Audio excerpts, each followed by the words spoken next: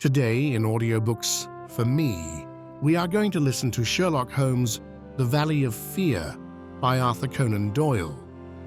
This book is divided in 3 videos. This is Part 2. We hope you enjoy it. Chapter 6, A Dawning Light. The 3 detectives had many matters of detail into which to inquire, so I returned alone to our modest quarters at the village inn. But before doing so, I took a stroll in the curious old-world garden which flanked the house. Rows of very ancient yew trees cut into strange designs girded it round.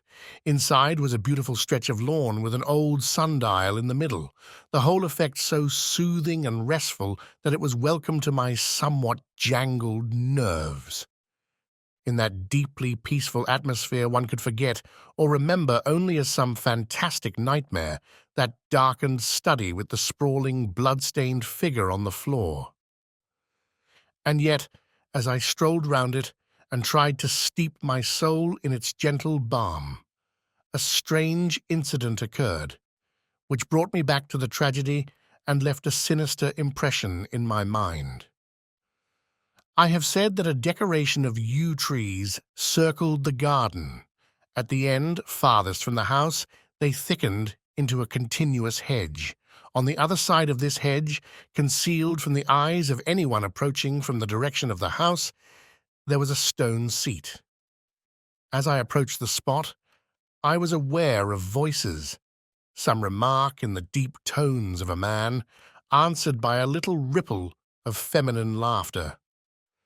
An instant later, I had come round the end of the hedge, and my eyes lit upon Mrs. Douglas and the man Barker before they were aware of my presence. Her appearance gave me a shock.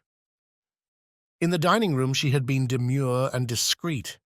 Now, all pretense of grief had passed away from her. Her eyes shone with the joy of living, and her face still quivered with amusement at some remark of her companion. He sat forward, his hands clasped and his forearms on his knees, with an answering smile upon his bold, handsome face. In an instant, but it was just one instant too late, they resumed their solemn masks as my figure came into view. A hurried word or two passed between them, and then Barker rose and came towards me. "Excuse me, sir," said he, "but am I addressing Dr. Watson?" I bowed with a coldness which showed, I dare say very plainly, the impression which had been produced upon my mind. "We thought that it was probably you, as your friendship with Mr. Sherlock Holmes is so well known. Would you mind coming over and speaking to Mrs. Douglas for one instant?" I followed him with a dour face. Very clearly I could see in my mind's eye that shattered figure on the floor. Here, within a few hours of the tragedy, were his wife and his nearest friend, laughing together behind a bush in the garden, which had been his. I greeted the lady with reserve. I had grieved with her grief in the dining room. Now I met her appealing gaze with an unresponsive eye. "I fear that you think me callous and hard-hearted," said she. I shrugged my shoulders. "It is no business of mine," said I. "Perhaps some day you will do me justice. If you only realized—" "There is no need why Dr. Watson should realize," said Barker quickly. "As he has himself said, it is no possible business of his." "Exactly," said I, "and so I will beg leave to resume my walk." "One moment, Dr. Watson," cried the woman in a pleading voice. "There is one question which you can answer with more authority than anyone else in the world, and it may make a very great difference to me. You know Mr. Holmes and his relations with the police better than anyone else can. Supposing that a matter were brought confidentially to his knowledge, is it absolutely necessary that he should pass it on to the detectives?" "Yes, that's it," said Barker eagerly. "Is he on his own, or is he entirely in with them? I really don't know that I should be justified in discussing such a point." "I beg, I implore that you will, Dr. Watson. I assure you that you will be helping us, helping me greatly if you will guide us on that point." There was such a ring of sincerity in the woman's voice that for the instant I forgot all about her levity and was moved only to do her will. Mr. Holmes is an independent investigator, I said. He is his own master and would act as his own judgment directed. At the same time, he would naturally feel loyalty towards the officials who were working on the same case, and he would not conceal from them anything which would help them in bringing a criminal to justice. Beyond this, I can say nothing, and I would refer you to Mr. Holmes himself if you wanted fuller information. So saying, I raised my hat and went upon my way, leaving them still seated behind that concealing hedge. I looked back as I rounded the far end of it, and saw that they were still talking very earnestly together, and, as they were gazing after me, it was clear that it was our interview that was the subject of their debate. I wish none of their confidences, said Holmes, when I reported to him what had occurred. He had spent the whole afternoon at the Manor House in consultation with his 2 colleagues, and returned about 5 with a ravenous appetite for a high tea which I had ordered for him. No confidences, Watson, for they are mighty awkward if it comes to an arrest for conspiracy and murder. You think it will come to that? He was in his most cheerful and debonair humour. My dear Watson, when I have exterminated that 4th egg, I shall be ready to put you in touch with the whole situation. I don't say that we have fathomed it. Far from it. But when we have traced the missing dumbbell— The dumbbell! Dear me, Watson, is it possible that you have not penetrated the fact that the case hangs upon the missing dumbbell? Well, well, you need not be downcast. For between ourselves, I don't think that either Inspector Mac or the excellent local practitioner has grasped the overwhelming importance of this incident. 1 dumbbell, Watson. Consider an athlete with 1 dumbbell.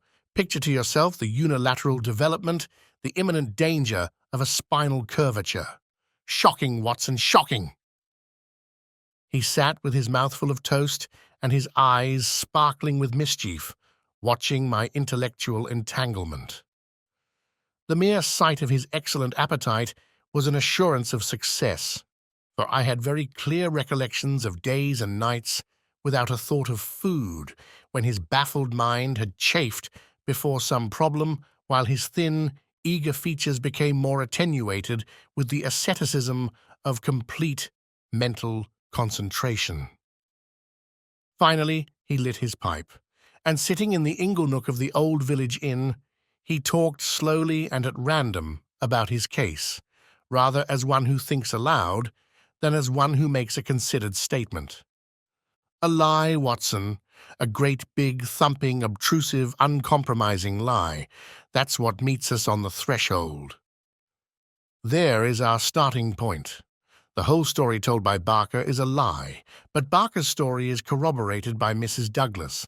Therefore, she is lying also. They are both lying, and in a conspiracy. So now we have the clear problem. Why are they lying, and what is the truth which they are trying so hard to conceal? Let us try, Watson, you and I, if we can get behind the lie and reconstruct the truth.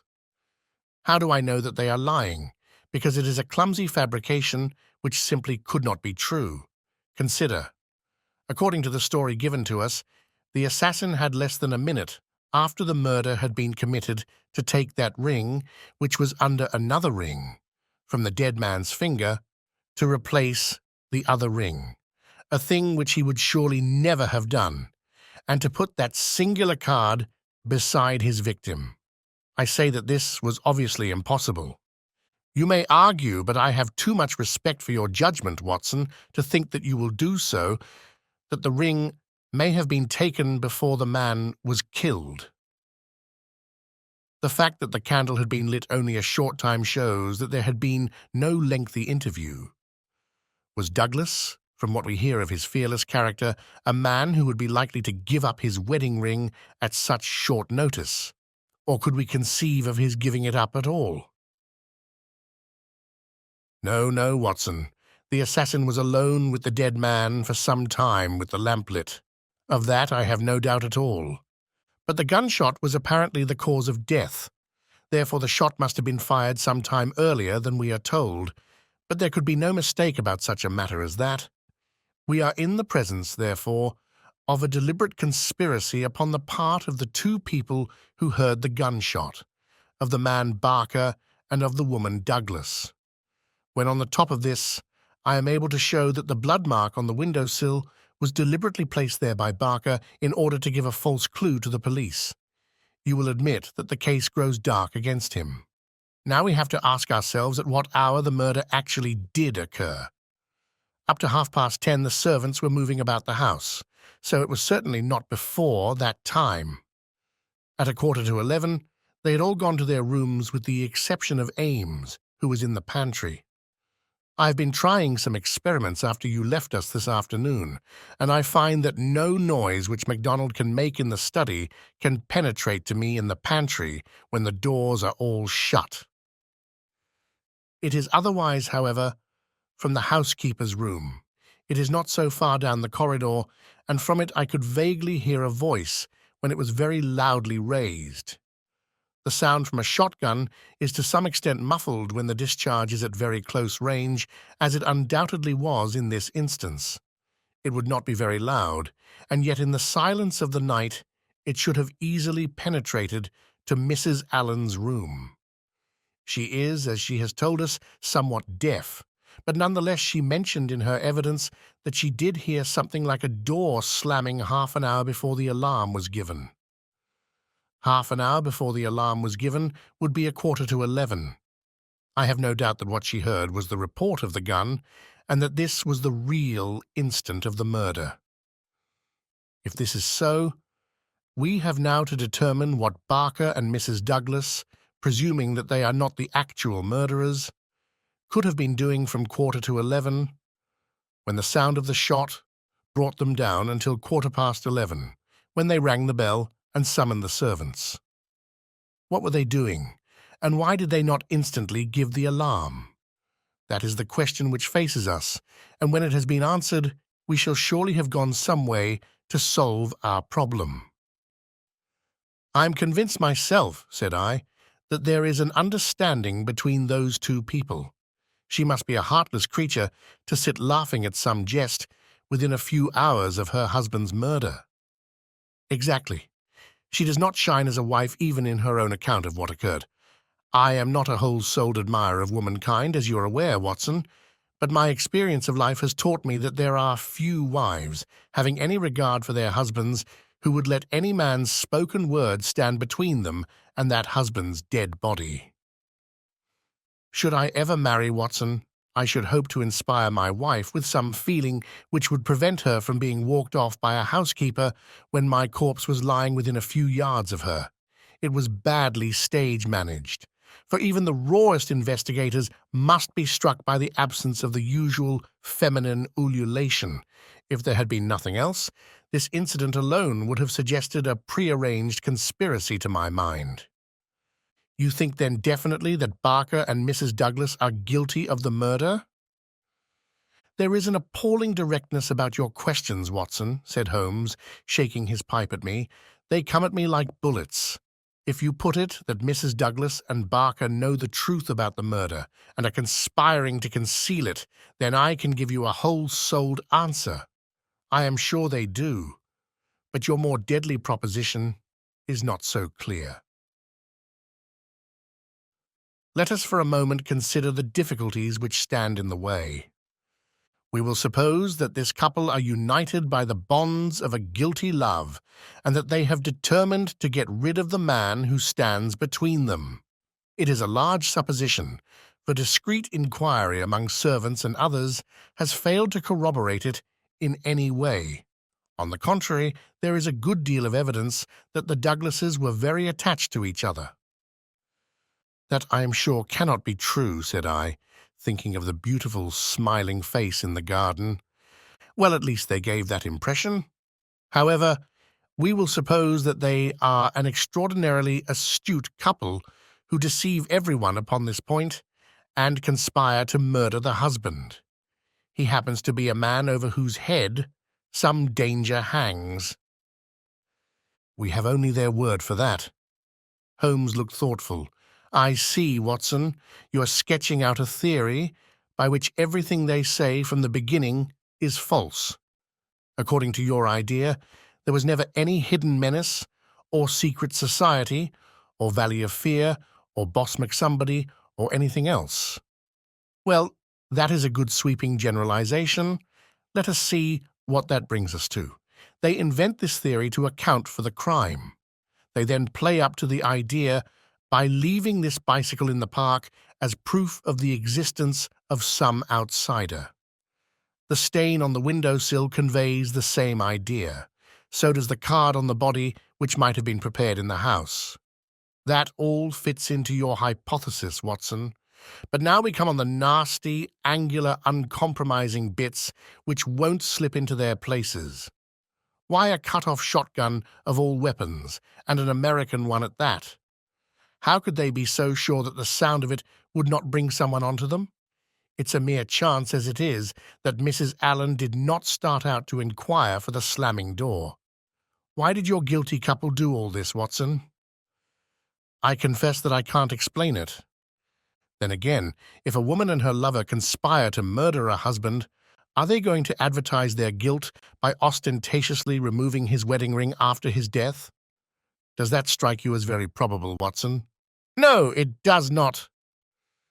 And once again, if the thought of leaving a bicycle concealed outside had occurred to you, would it really have seemed worth doing, when the dullest detective would naturally say this is an obvious blind, as the bicycle is the first thing which the fugitive needed in order to make his escape?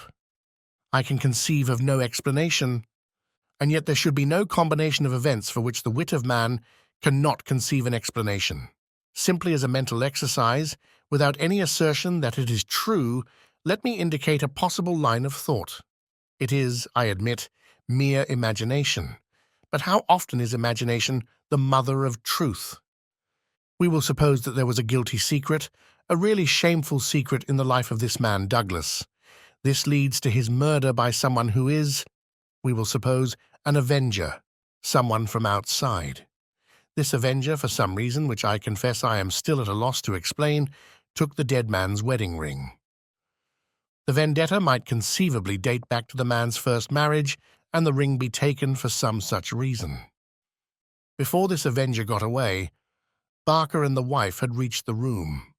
The assassin convinced them that any attempt to arrest him would lead to the publication of some hideous scandal. They were converted to this idea and preferred to let him go. For this purpose they probably lowered the bridge, which can be done quite noiselessly, and then raised it again. He made his escape, and for some reason thought that he could do so more safely on foot than on the bicycle. He therefore left his machine where it would not be discovered until he had got safely away. So far, we are within the bounds of possibility, are we not? Well, it is possible, no doubt, said I, with some reserve. We have to remember, Watson, that whatever occurred is certainly something very extraordinary. Well, now, to continue our supposititious case, the couple, not necessarily a guilty couple, realize after the murderer is gone that they have placed themselves in a position in which it may be difficult for them to prove that they did not themselves either do the deed or connive at it. They rapidly and rather clumsily met the situation. The mark was put by Barker's blood-stained slipper upon the windowsill to suggest how the fugitive got away. They obviously were the two who must have heard the sound of the gun. So they gave the alarm exactly as they would have done, but a good half hour after the event. And how do you propose to prove all this? Well, if there were an outsider, he may be traced and taken. That would be the most effective of all proofs. But if not, well, the resources of science are far from being exhausted. I think that an evening alone in that study would help me much. An evening alone? I propose to go up there presently. I have arranged it with the estimable Ames, who is by no means wholehearted about Barker. I shall sit in that room and see if its atmosphere brings me inspiration. I'm a believer in the genius loci. You smile, friend Watson. Well, we shall see. By the way, you have that big umbrella of yours, have you not? It is here. Well, I'll borrow that if I may. Certainly, but what a wretched weapon. If there is danger— Nothing serious, my dear Watson, or I should certainly ask for your assistance. But I'll take the umbrella. At present I am only awaiting the return of our colleagues from Tunbridge Wells, where they are at present engaged in trying for a likely owner to the bicycle. It was nightfall before Inspector MacDonald and White Mason came back from their expedition, and they arrived exultant, reporting a great advance in our investigation. "Man, I'll admit that I had my doubts if there was ever an outsider," said MacDonald, "but that's all past now. We've had the bicycle identified, and we have a description of our man, so that's a long step on our journey." "It sounds to me like the beginning of the end," said Holmes. "I'm sure I congratulate you both with all my heart." Well, I started from the fact that Mr. Douglas had seemed disturbed since the day before, when he had been at Tunbridge Wells. It was at Tunbridge Wells then that he had become conscious of some danger. It was clear, therefore, that if a man had come over with a bicycle, it was from Tunbridge Wells that he might be expected to have come. We took the bicycle over with us and showed it at the hotels. It was identified at once by the manager of the Eagle Commercial as belonging to a man named Hargrave, who had taken a room there 2 days before. This bicycle and a small valise were his whole belongings. He had registered his name as coming from London, but had given no address. The valise was London-made, and the contents were British, but the man himself was undoubtedly an American. "Well, well," said Holmes gleefully, "you have indeed done some solid work while I have been sitting spinning theories with my friend. It's a lesson in being practical, Mr. Mac." "Aye, it's just that, Mr. Holmes," said the inspector with satisfaction. "But this may all fit in with your theories," I remarked. "That may or may not be. But let us hear the end, Mr. Mac. Was there nothing to identify this man?" "So little that it was evident that he had carefully guarded himself against identification. There were no papers or letters, and no marking upon the clothes. A cycle map of the county lay on his bedroom table. He had left the hotel after breakfast yesterday morning on his bicycle, and no more was heard of him until our inquiries." "That's what puzzles me, Mr. Holmes," said White Mason. "If the fellow did not want the hue and cry raised over him, one would imagine that he would have returned and remained at the hotel as an inoffensive tourist. As it is, he must know that he will be reported to the police by the hotel manager, and that his disappearance will be connected with the murder. So one would imagine. Still, he has been justified of his wisdom up to date, at any rate, since he has not been taken. But his description, what of that?" MacDonald referred to his notebook. "Here we have it so far as they could give it. They don't seem to have taken any very particular stock of him, but still the porter, the clerk, and the chambermaid are all agreed that this about covers the points. He was a man about 5'9" in height, 50 or so years of age, his hair slightly grizzled, a greyish moustache, a curved nose, and a face which all of them described as fierce and forbidding." "Well, bar the expression, that might almost be a description of Douglas himself," said Holmes. "He is just over 50, with grizzled hair and moustache, and about the same height. Did you get anything else?" "He was dressed in a heavy grey suit with a reefer jacket, and he wore a short yellow overcoat and a soft cap." "What about the shotgun?" "It is less than 2 feet long. It could very well have fitted into his valise. He could have carried it inside his overcoat without difficulty." "And how do you consider that all this bears upon the general case?" "Well, Mr. Holmes," said MacDonald, "when we have got our man, and you may be sure that I had his description on the wires within 5 minutes of hearing it, we shall be better able to judge. But even as it stands, we have surely gone a long way. We know that an American calling himself Hargrave came to Tunbridge Wells 2 days ago with bicycle and valise. In the latter was a sawed-off shotgun, so he came with the deliberate purpose of crime. Yesterday morning he set off for this place on his bicycle with his gun concealed in his overcoat. No one saw him arrive, so far as we can learn. But he need not pass through the village to reach the park gates, and there are many cyclists upon the road. Presumably he at once concealed his cycle among the laurels where it was found, and possibly lurked there himself, with his eye on the house, waiting for Mr. Douglas to come out. The shotgun is a strange weapon to use inside a house, but he had intended to use it outside, and there it has very obvious advantages, as it would be impossible to miss with it, and the sound of shots is so common in an English sporting neighbourhood that no particular notice would be taken. "That is all very clear," said Holmes. "Well, Mr. Douglas did not appear. What was he to do next? He left his bicycle and approached the house in the twilight. He found the bridge down and no one about. He took his chance, intending, no doubt, to make some excuse if he met anyone. He met no one. He slipped into the first room that he saw and concealed himself behind the curtain. Thence he could see the drawbridge go up, and he knew that his only escape was through the moat. He waited until 11:15, when Mr. Douglas, upon his usual nightly round, came into the room. He shot him and escaped, as arranged. He was aware that the bicycle would be described by the hotel people and be a clue against him, so he left it there and made his way by some other means to London or to some safe hiding place which he had already arranged. How is that, Mr. Holmes? Well, Mr. Mac, it is very good and very clear so far as it goes. That is your end of the story. My end is that the crime was committed half an hour earlier than reported, that Mrs. Douglas and Barker are both in a conspiracy to conceal something, that they aided the murderer's escape, or at least that they reached the room before he escaped, and that they fabricated evidence of his escape through the window, whereas in all probability they had themselves let him go by lowering the bridge. That's my reading of the first half. The two detectives shook their heads. Well, Mr. Holmes, if this is true, we only tumble out of one mystery into another, said the London inspector. And in some ways, a worse one, added White Mason.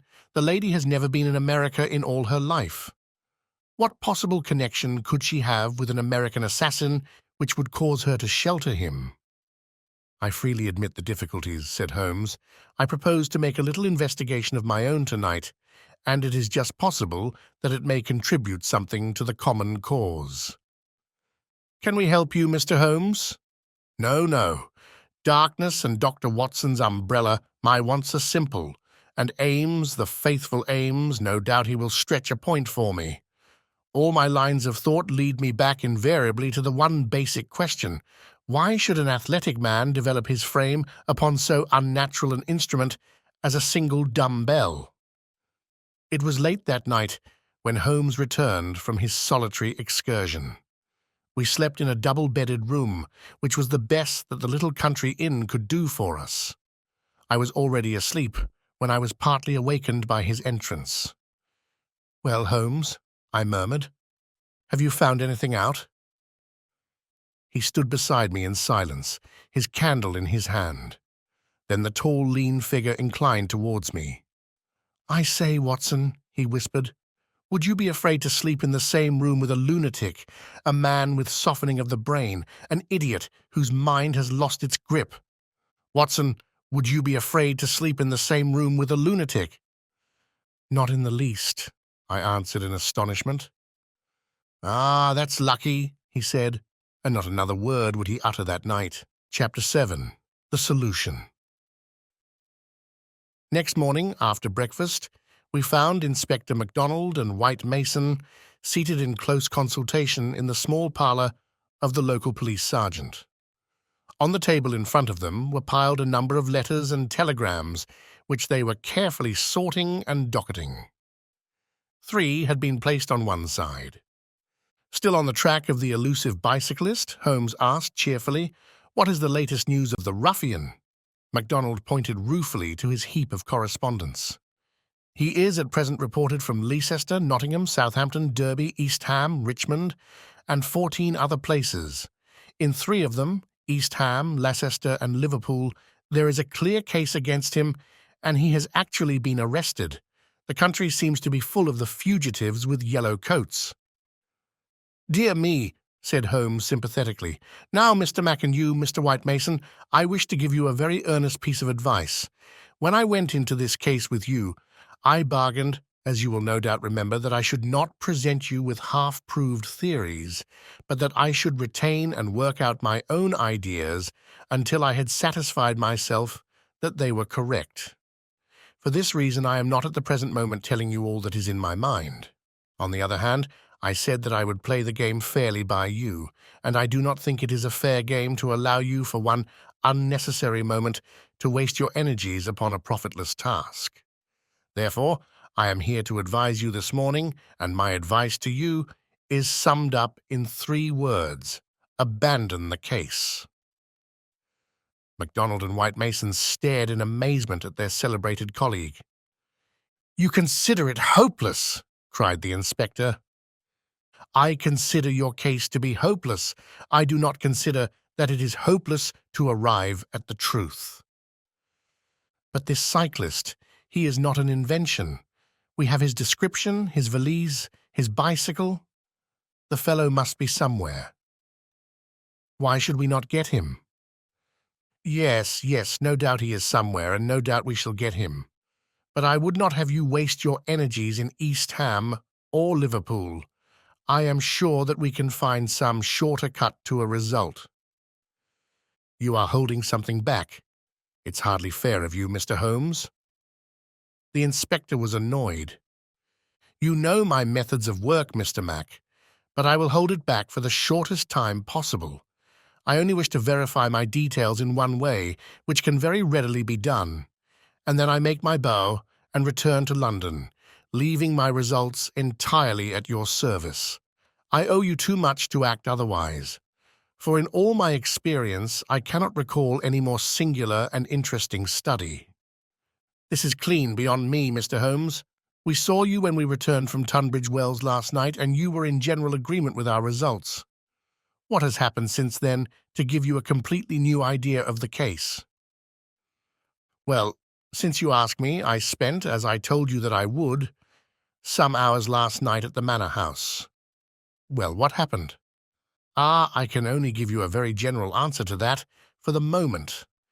By the way, I have been reading a short but clear and interesting account of the old building, purchasable at the modest sum of 1 penny from the local tobacconist." Here, Holmes drew a small tract, embellished with a rude engraving of the ancient manor house, from his waistcoat pocket. "It immensely adds to the zest of an investigation, my dear Mr. Mac, when one is in conscious sympathy with the historical atmosphere of one's surroundings. Don't look so impatient, for I assure you that even so bald an account as this raises some sort of picture of the past in one's mind. Permit me to give you a sample. Erected in the 5th year of the reign of James of Wulferson, and standing upon the site of a much older building, the manor house of Birlstone presents one of the finest surviving examples of the moated Jacobean residence." "You're making fools of us, Mr. Holmes." "Tut, Mr. Mac, the first sign of temper I have detected in you. Well, I won't read it verbatim, since you feel so strongly upon the subject, but when I tell you that there is some account of the taking of the place by a parliamentary colonel in 1644, of the concealment of Charles for several days in the course of the Civil War, and finally of a visit there by the 2nd George, you will admit that there are various associations of interest connected with this ancient house." "I don't doubt it, Mr. Holmes, but that is no business of ours." Is it not? Breadth of view, my dear Mr. Mac, is one of the essentials of our profession. The interplay of ideas and the oblique uses of knowledge are often of extraordinary interest. You will excuse these remarks from one who, though a mere connoisseur of crime, is still rather older and perhaps more experienced than yourself." "I'm the first to admit that," said the detective heartily. "You get to your point, I admit, but you have such a deuced round-the-corner way of doing it." Well, I'll drop past history and get down to present-day facts. I called last night, as I've already said, at the Manor House. I did not see either Barker or Mrs. Douglas. I saw no necessity to disturb them, but I was pleased to hear that the lady was not visibly pining and that she had partaken of an excellent dinner. My visit was specially made to the good Mr. Ames, with whom I exchanged some amiabilities, which culminated in his allowing me, without reference to anyone else, to sit alone for a time in the study. "What, with that?" I ejaculated. No, everything is now in order. You gave permission for that, Mr. Mac, as I'm informed. The room was in its normal state, and in it I passed an instructive quarter of an hour. What were you doing?" "Well, not to make a mystery of so simple a matter, I was looking for the missing dumbbell. It has always bulked rather large in my estimate of the case. I ended by finding it." "Where?" "Ah, there we come to the edge of the unexplored. Let me go a little further, a very little further, and I will promise that you shall share everything that I know." "Well, we're bound to take you on your own terms," said the inspector, "but when it comes to telling us to abandon the case, why in the name of goodness should we abandon the case?" "For the simple reason, my dear Mr. Mac, that you have not got the first idea what it is that you are investigating." "We are investigating the murder of Mr. John Douglas of Birlstone Manor." Yes, so you are. But don't trouble to trace the mysterious gentleman upon the bicycle. I assure you that it won't help you." "Then what do you suggest that we do?" "I will tell you exactly what to do if you will do it." "Well, I'm bound to say I've always found you had reason behind all your queer ways. I'll do what you advise." "And you, Mr. White Mason?" The country detective looked helplessly from one to the other. Holmes and his methods were new to him. "Well, if it is good enough for the inspector, it is good enough for me," he said at last. "Capital," said Holmes. "Well then, I should recommend a nice cheery country walk for both of you. They tell me that the views from Birlstone Ridge over the Weald are very remarkable. No doubt lunch could be got at some suitable hostelry, though my ignorance of the country prevents me from recommending one. In the evening, tired but happy—" "Man, this is getting past a joke!" cried MacDonald, rising angrily from his chair. Well, spend the day as you like," said Holmes, patting him cheerfully upon the shoulder. "Do what you like and go where you will. But meet me here before dusk without fail. Without fail, Mr. Mac." "That sounds more like sanity." "All of it was excellent advice, but I don't insist, so long as you are here when I need you. But now, before we part, I want you to write a note to Mr. Barker." "Well?" "I'll dictate it if you like. Ready? Dear Sir, it has struck me that it is our duty to drain the moat, in the hope that we may find some—" "It's impossible," said the inspector. "I've made inquiry." "Tut, tut! My dear sir, please do what I ask you." "Well, go on."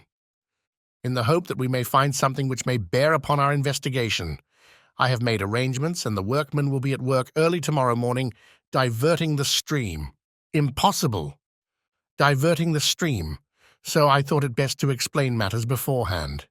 Now sign that, and send it by hand about 4 o'clock. At that hour we shall meet again in this room. Until then we may each do what we like, for I can assure you that this inquiry has come to a definite pause." Evening was drawing in when we reassembled. Holmes was very serious in his manner, myself curious, and the detectives obviously critical and annoyed. "Well, gentlemen," said my friend gravely, "I am asking you now to put everything to the test with me, and you will judge for yourselves whether the observations I have made justify the conclusions to which I have come. It is a chill evening, and I do not know how long our expedition may last, so I beg that you will wear your warmest coats. It is of the first importance that we should be in our places before it grows dark. So, with your permission, we shall get started at once." We passed along the outer bounds of the Manor House Park until we came to a place where there was a gap in the rails which fenced it. Through this we slipped, and then, in the gathering gloom, we followed Holmes until we had reached a shrubbery which lies nearly opposite to the main door and the drawbridge. The latter had not been raised. Holmes crouched down behind the screen of laurels, and we all three followed his example. "Well, what are we to do now?" asked MacDonald with some gruffness. "Possess our souls in patience and make as little noise as possible," Holmes answered. "What are we here for at all? I really think that you might treat us with more frankness." Holmes laughed. "Watson insists that I am the dramatist in real life," said he. "Some touch of the artist wells up within me and calls insistently for a well-staged performance. Surely our profession, Mr. Mac, would be a drab and sordid one if we did not sometimes set the scene so as to glorify our results. The blunt accusation, the brutal tap upon the shoulder. What can one make of such a denouement? But the quick inference, the subtle trap, the clever forecast of coming events, the triumphant vindication of bold theories, are these not the pride and the justification of our life's work? At the present moment you thrill with the glamour of the situation and the anticipation of the hunt. Where would be that thrill if I had been as definite as a timetable? I only ask a little patience, Mr. Mac, and all will be clear to you." "Well, I hope the pride and justification and the rest of it will come before we all get our death of cold," said the London detective with comic resignation.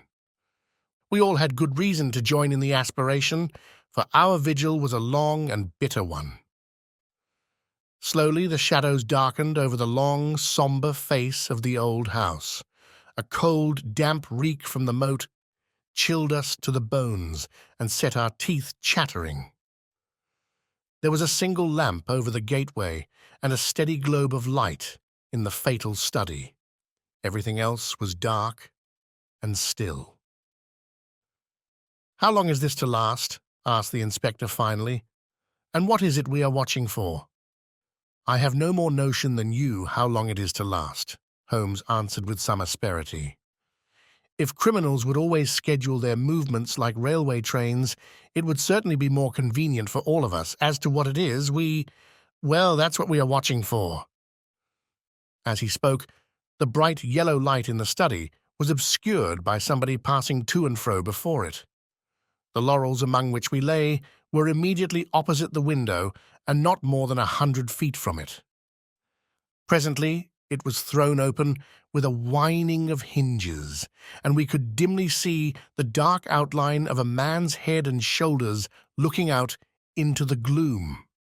For some minutes he peered forth in furtive, stealthy fashion, as one who wishes to be assured that he is unobserved.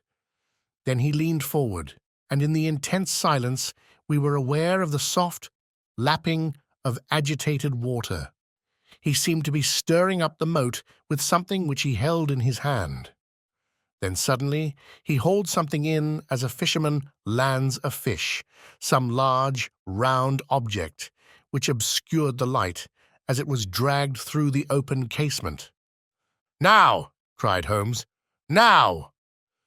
We were all upon our feet, staggering after him with our stiffened limbs, while he ran swiftly across the bridge and rang violently at the bell. There was the rasping of bolts from the other side, and the amazed Ames stood in the entrance. Holmes brushed him aside without a word, and followed by all of us, rushed into the room which had been occupied by the man whom we had been watching. The oil lamp on the table represented the glow which we had seen from outside. It was now in the hand of Cecil Barker, who held it towards us as we entered. Its light shone upon his strong, resolute, clean-shaved face and his menacing eyes. "What the devil is the meaning of all this?" he cried. "What are you after, anyhow?" Holmes took a swift glance round, and then pounced upon a sodden bundle tied together with cord which lay where it had been thrust under the writing-table. "This is what we are after, Mr. Barker. This bundle, weighted with a dumbbell, which you have just raised from the bottom of the moat." Barker stared at Holmes with amazement in his face. "How in thunder came you to know anything about it?" he asked. Simply that I put it there. You put it there. You. Perhaps I should have said replaced it there, said Holmes. You will remember, Inspector MacDonald, that I was somewhat struck by the absence of a dumbbell. I drew your attention to it, but with the pressure of other events, you had hardly the time to give it the consideration which would have enabled you to draw deductions from it. When water is near and a weight is missing, it is not a very far-fetched supposition that something has been sunk in the water. The idea was at least worth testing, so with the help of Ames, who admitted me to the room, and the crook of Dr. Watson's umbrella, I was able last night to fish up and inspect this bundle. It was of the first importance, however, that we should be able to prove who placed it there. This we accomplished by the very obvious device of announcing that the moat would be dried tomorrow, which had, of course, the effect that whoever had hidden the bundle would most certainly withdraw it the moment that darkness enabled him to do so.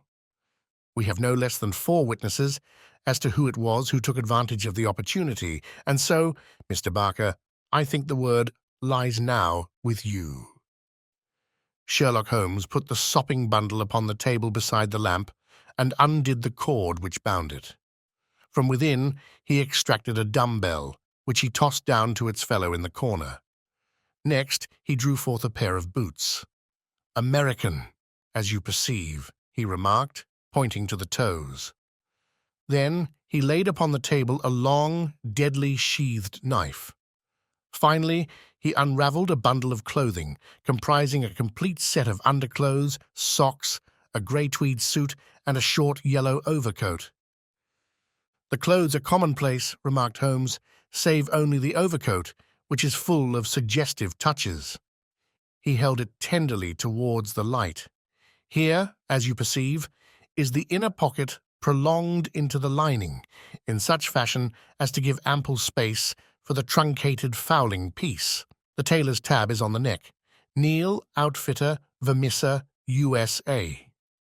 I have spent an instructive afternoon in the rector's library and have enlarged my knowledge by adding the fact that Vermissa is a flourishing little town at the head of one of the best-known coal and iron valleys in the United States. I have some recollection, Mr. Barker, that you associated the coal districts with Mr. Douglas's first wife, and it would surely not be too far-fetched an inference that the VV upon the card by the dead body might stand for Vermissa Valley, or that this very valley which sends forth emissaries of murder may be that valley of fear of which we have heard. So much is fairly clear. And now, Mr. Barker, I seem to be standing rather in the way of your explanation." It was a sight to see Cecil Barker's expressive face during this exposition of the great detective. Anger, amazement, consternation, and indecision swept over it in turn. Finally, he took refuge in a somewhat acrid irony. "You know such a lot, Mr. Holmes. Perhaps you had better tell us some more," he sneered. "I have no doubt that I could tell you a great deal more, Mr. Barker, but it would come with a better grace from you." "Oh, you think so, do you? Well, all I can say is that if there's any secret here, it is not my secret, and I am not the man to give it away." "Well, if you take that line, Mr. Barker," said the inspector quietly, "we must just keep you in sight until we have the warrant and can hold you." "You can do what you damn please about that," said Barker defiantly. The proceedings seemed to have come to a definite end, so far as he was concerned. For one had only to look at that granite face to realize that no peine forte et dure would ever force him to plead against his will. The deadlock was broken, however, by a woman's voice. Mrs. Douglas had been standing listening at the half-opened door, and now she entered the room. "You have done enough for now, Cecil," said she. "Whatever comes of it in the future, you have done enough."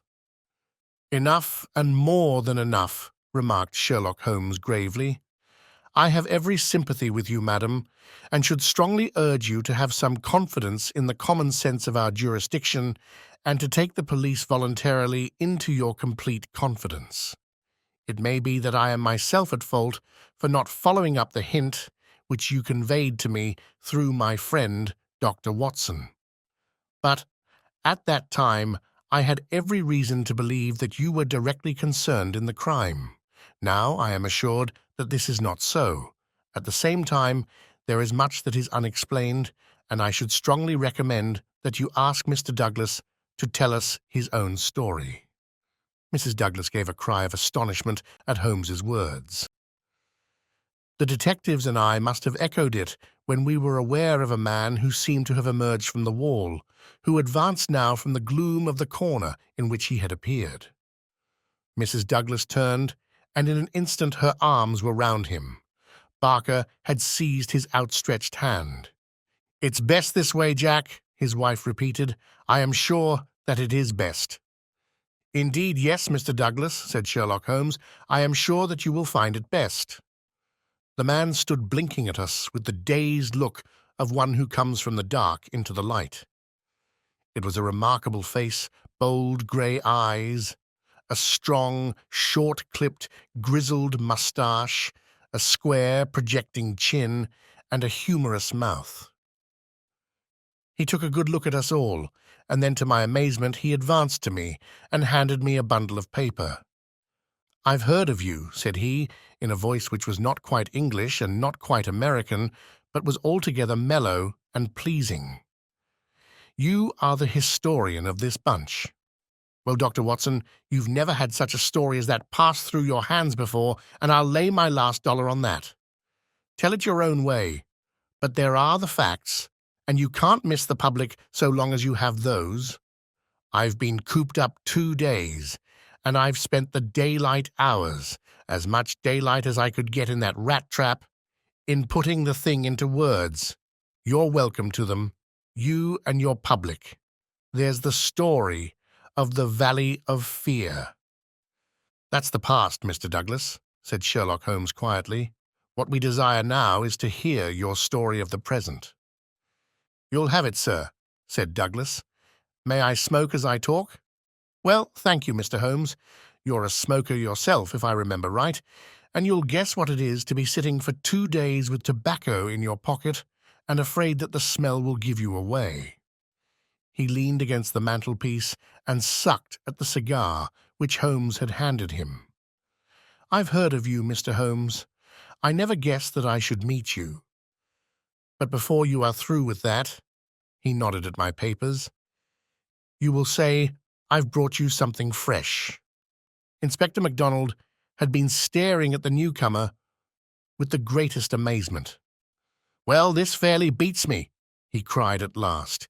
"If you are Mr. John Douglas of Birlstone Manor, then whose death have we been investigating for these 2 days?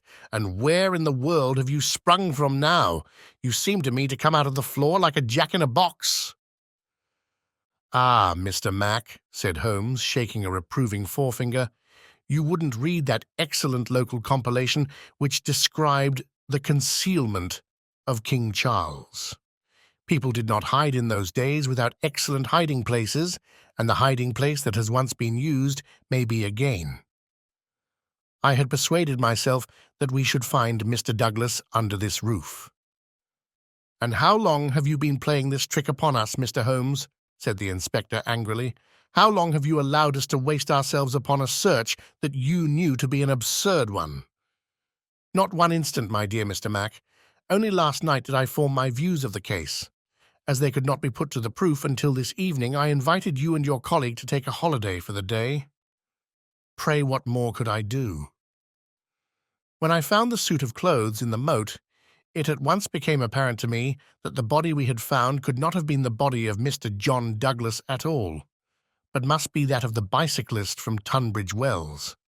No other conclusion was possible.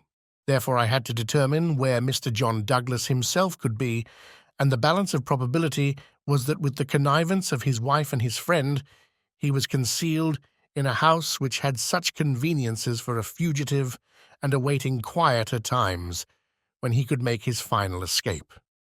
"Well, you figured it out about right," said Douglas approvingly.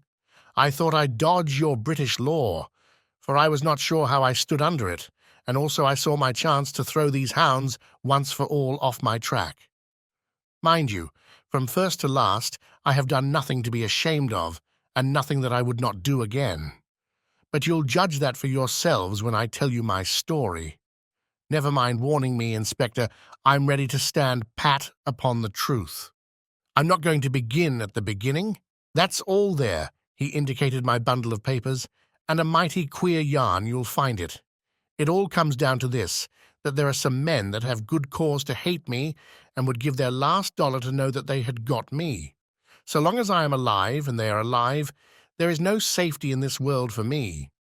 They hunted me from Chicago to California, then they chased me out of America. But when I married and settled down in this quiet spot, I thought my last years were going to be peaceable.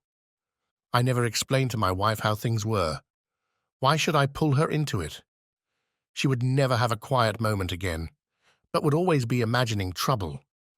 I fancy she knew something, for I may have dropped a word here or a word there, but until yesterday, after you gentlemen had seen her, she never knew the rights of the matter.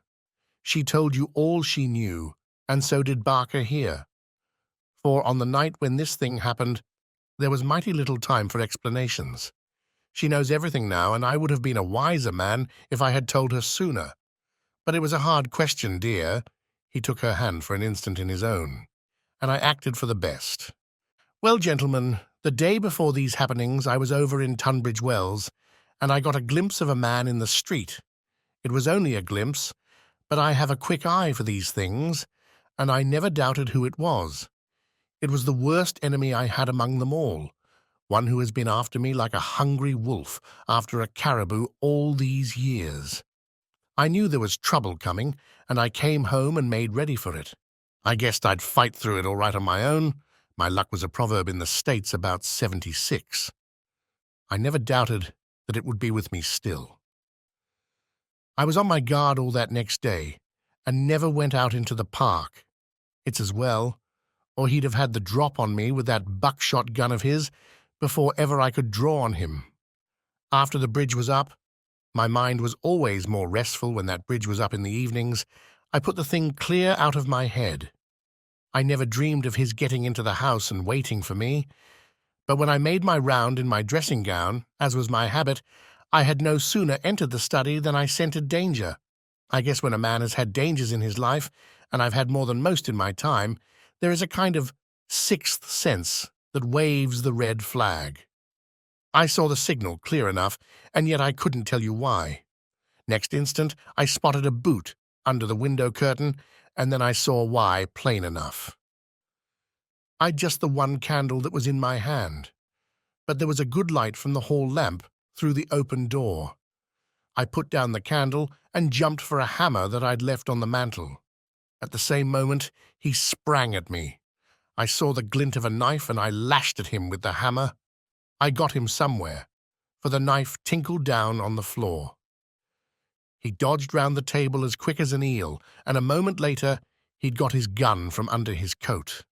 I heard him cock it, but I had got hold of it before he could fire. I had it by the barrel, and we wrestled for it all ends up for a minute or more. It was death to the man that lost his grip. He never lost his grip, but he got it butt downward for a moment too long. Maybe it was I that pulled the trigger.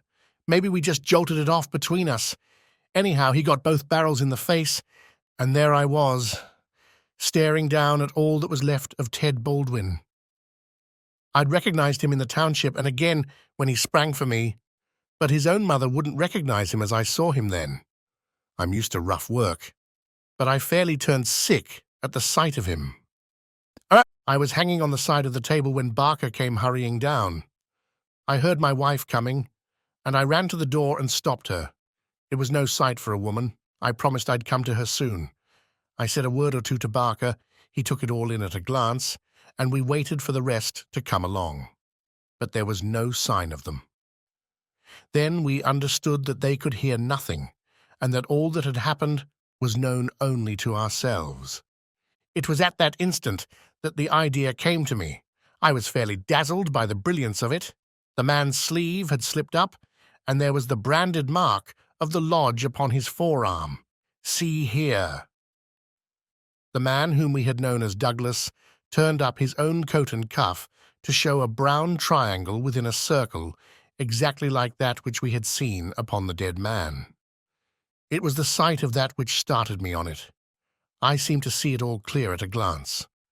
There were his height and hair and figure about the same as my own. No one could swear to his face, poor devil. I brought down this suit of clothes, and in a quarter of an hour Barker and I had put my dressing gown on him, and he lay as you found him. We tied all his things into a bundle, and I weighted them with the only weight I could find, and put them through the window. The card he had meant to lay upon my body was lying beside his own. My rings were put on his finger, but when it came to the wedding ring, he held out his muscular hand. You can see for yourselves that I had struck the limit. I have not moved it since the day I was married, and it would have taken a file to get it off. I don't know anyhow that I should have cared to part with it, but if I had wanted to, I couldn't. So we just had to leave that detail to take care of itself. On the other hand, I brought a bit of plaster down and put it where I am wearing one myself at this instant. You slipped up there, Mr. Holmes, clever as you are, for if you had chanced to take off that plaster, you would have found no cut underneath it. Well, that was the situation. If I could lie low for a while and then get away where I could be joined by my widow, we should have a chance at last of living in peace for the rest of our lives. These devils would give me no rest so long as I was above ground. But if they saw in the papers that Baldwin had got his man, there would be an end of all my troubles. I hadn't much time to make it all clear to Barker and to my wife, but they understood enough to be able to help me. I knew all about this hiding place. So did Ames. But it never entered his head to connect it with the matter. I retired into it, and it was up to Barker to do the rest. I guess you can fill in for yourselves what he did. He opened the window and made the mark on the sill to give an idea of how the murderer escaped. It was a tall order, that, but as the bridge was up, there was no other way. Then, when everything was fixed, he rang the bell for all he was worth. What happened afterward you know, and so, gentlemen, you can do what you please. But I've told you the truth and the whole truth, so help me God. What I ask you now is, how do I stand by the English law? There was a silence which was broken by Sherlock Holmes. The English law is in the main a just law. You will get no worse than your deserts from that, Mr. Douglas. But I would ask you, how did this man know that you lived here, or how to get into your house, or where to hide to get you?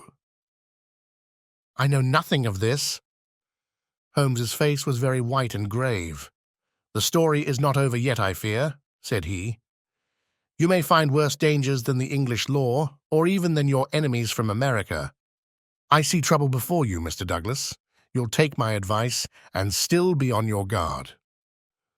And now, my long-suffering readers, I will ask you to come away with me for a time, far from the Sussex manor house of Birlstone, and far also from the year of grace in which we made our eventful journey, which ended with the strange story of the man who had been known as John Douglas. I wish you to journey back some 20 years in time, and westward some thousands of miles in space, that I may lay before you a singular and terrible narrative, so singular and so terrible that you may find it hard to believe that even as I tell it, even so did it occur. Do not think that I intrude one story before another is finished. As you read on, you will find that this is not so. And when I have detailed those distant events, and you have solved this mystery of the past, we shall meet once more in those rooms on Baker Street, where this, like so many other wonderful happenings, will find its end. Part 2, The Scourers. So, Chapter 1.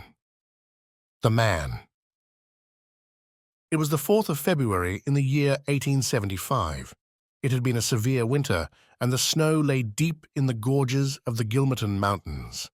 The steam ploughs had, however, kept the railroad open, and the evening train, which connects the long line of coal-mining and iron-working settlements, was slowly groaning its way up the steep gradients, which lead from Stagville on the plain to Vermissa, the central township which lies at the head of Vermissa Valley. From this point, the track sweeps downward to Barton's Crossing, Helmdale, and the purely agricultural county of Merton. It was a single-track railroad, but at every siding, and they were numerous, long lines of trucks piled with coal and iron ore told of the hidden wealth which had brought a rude population and a bustling life to this most desolate corner of the United States of America. For desolate it was. Little could the first pioneer who had traversed it have ever imagined that the fairest prairies and the most lush water pastures were valueless compared to this gloomy land of black crag and tangled forest. Above the dark and often scarcely penetrable woods upon their flanks, the high, bare crowns of the mountains, white snow and jagged rock, towered upon each flank, leaving a long, winding, tortuous valley in the center.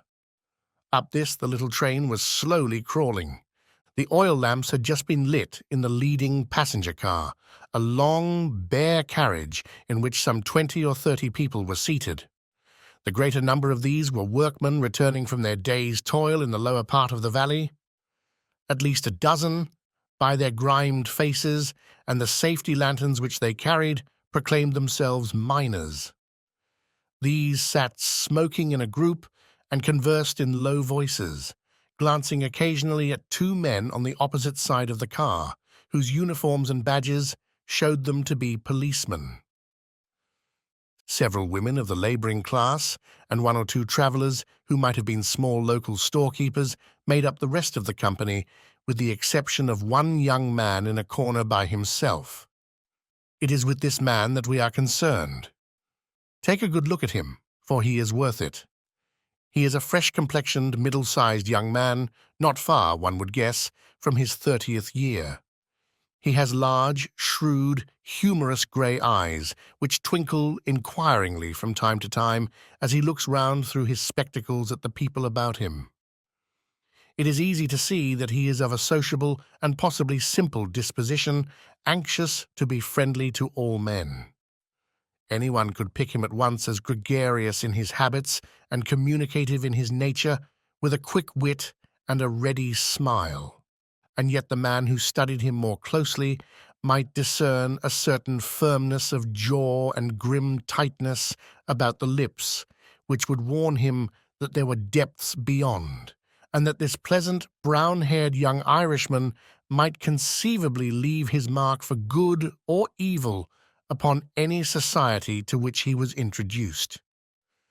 Having made one or two tentative remarks to the nearest miner, and receiving only short, gruff replies, the traveller resigned himself to uncongenial silence, staring moodily out of the window at the fading landscape. It was not a cheering prospect. Through the growing gloom there pulsed the red glow of the furnaces on the sides of the hills. Great heaps of slag and dumps of cinders loomed up on each side, with the high shafts of the collieries towering above them. Huddled groups of mean wooden houses, the windows of which were beginning to outline themselves in light, were scattered here and there along the line, and the frequent halting places were crowded with their swarthy inhabitants. The iron and coal valleys of the Vermissa district were no resorts for the leisured or the cultured. Everywhere there were stern signs of the crudest battle of life, the rude work to be done, and the rude, strong workers who did it. The young traveller gazed out into this dismal country with a face of mingled repulsion and interest, which showed that the scene was new to him. At intervals he drew from his pocket a bulky letter to which he referred, and on the margins of which he scribbled some notes. Once from the back of his waist he produced something which one would hardly have expected to find in the possession of so mild-mannered a man. It was a navy revolver of the largest size. As he turned it slantwise to the light, the glint upon the rims of the copper shells within the drum showed that it was fully loaded. He quickly restored it to his secret pocket, but not before it had been observed by a working man who had seated himself upon the adjoining bench. "Hello, mate," said he. "You seem healed and ready."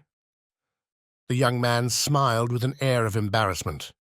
"Yes," said he. "We need them sometimes in the place I come from." "And where may that be?" "I'm last from Chicago." "A stranger in these parts?" "Yes." "You may find you need it here," said the workman. "Ah, is that so?" The young man seemed interested. "Have you heard nothing of doings hereabouts?" "Nothing out of the way." "Why, I thought the country was full of it. You'll hear quick enough. What made you come here?" "I heard there was always work for a willing man. Are you a member of the union?" "Sure." "Then you'll get your job, I guess. Have you any friends?" "Not yet. But I have the means of making them." "How's that, then?" "I am one of the eminent order of freemen. There's no town without a lodge, and where there is a lodge I'll find my friends." The remark had a singular effect upon his companion. He glanced round suspiciously at the others in the car. The miners were still whispering among themselves. The two police officers were dozing. He came across, seated himself close to the young traveller, and held out his hand. "Put it there," he said. A hand grip passed between the two. "I see you speak the truth," said the workman, "but it's well to make certain." He raised his right hand to his right eyebrow. The traveller at once raised his left hand to his left eyebrow. "Dark nights are unpleasant," said the workman. "Yes, for strangers to travel," the other answered. "That's good enough. I'm Brother Scanlon, Lodge 341, Vermissa Valley. Glad to see you in these parts." "Thank you. I'm Brother John McMurdo, Lodge 29, Chicago, Bodymaster J.H. Scott, but I'm in luck to meet a brother so early." "Well, there are plenty of us about. You won't find the order more flourishing anywhere in the States than right here in Vermissa Valley. But we could do with some lads like you. I can't understand a spry man of the Union finding no work to do in Chicago." "I found plenty of work to do," said McMurdo. "Then why did you leave?" McMurdo nodded towards the policeman and smiled. "I guess those chaps would be glad to know," he said. Scanlon groaned sympathetically. "In trouble?" he asked in a whisper. "Deep." "A penitentiary job?" "And the rest." "Not a killing?" "It's early days to talk of such things," said McMurdo, with the air of a man who had been surprised into saying more than he intended. "I've my own good reasons for leaving Chicago, and let that be enough for you. Who are you that you should take it on yourself to ask such things?" His grey eyes gleamed with sudden and dangerous anger from behind his glasses. "All right, mate. No offence meant. The boys will think none the worse of you, whatever you may have done. Where are you bound for now?" "Vermissa." "That's the third halt down the line. Where are you staying?" McMurdo took out an envelope and held it close to the murky oil lamp. "Here is the address, Jacob Shafter, Sheridan Street. It's a boarding house that was recommended by a man I knew in Chicago." "Well, I don't know it, but Vermissa is out of my beat. I live at Hobson's Patch, and that's here where we are drawing up. But say, there's one bit of advice I'll give you before we part. If you're in trouble in Vermissa, go straight to the Union House and see Boss McGinty. He is the bodymaster of Vermissa Lodge, and nothing can happen in these parts unless Black Jack McGinty wants it. So long, mate. Maybe we'll meet in Lodge one of these evenings, but mind my words, if you are in trouble, go to Boss McGinty." Scanlon descended, and McMurdo was left once again to his thoughts. Night had now fallen, and the flames of the frequent furnaces were roaring and leaping in the darkness. Against their lurid background, dark figures were bending and straining, twisting and turning, with the motion of winch or of windlass, to the rhythm of an eternal clank and roar. "I guess hell must look something like that," said a voice. McMurdo turned and saw that one of the policemen had shifted in his seat and was staring out into the fiery waste. "For that matter," said the other policeman, "I allow that hell must be something like that." If there are worse devils down yonder than some we could name, it's more than I'd expect. I guess you are new to this part, young man." "Well, what if I am?" McMurdo answered in a surly voice. "Just this, mister, that I should advise you to be careful in choosing your friends. I don't think I'd begin with Mike Scanlon or his gang if I were you." "What the hell is it to you who are my friends?" roared McMurdo in a voice which brought every head in the carriage round to witness the altercation. "Did I ask you for your advice, or did you think me such a sucker that I couldn't move without it? You speak when you're spoken to, and by the Lord, you'd have to wait a long time if it was me." He thrust out his face and grinned at the patrolman like a snarling dog. The two policemen, heavy, good-natured men, were taken aback by the extraordinary vehemence with which their friendly advances had been rejected. "No offense, stranger," said one. "It was a warning for your own good, seeing that you are, by your own showing, new to the place." "I'm new to the place, but I'm not new to you and your kind," cried McMurdo in cold fury. "I guess you're the same in all places, shoving your advice in when nobody asks for it." "Maybe we'll see more of you before very long," said one of the patrolmen with a grin. "You're a real hand-picked one, if I am a judge." "I was thinking the same," remarked the other. "I guess we may meet again." "I'm not afraid of you, and don't you think it," cried McMurdo. "My name's Jack McMurdo, see? If you want me, you'll find me at Jacob Shafter's on Sheridan Street, Vermissa, so I'm not hiding from you, am I? Day or night, I dare to look the like of you in the face. Don't make any mistake about that." There was a murmur of sympathy and admiration from the miners at the dauntless demeanor of the newcomer, while the two policemen shrugged their shoulders and renewed a conversation between themselves.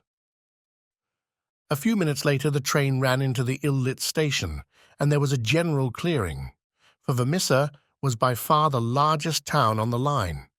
McMurdo picked up his leather gripsack and was about to start off into the darkness when one of the miners accosted him.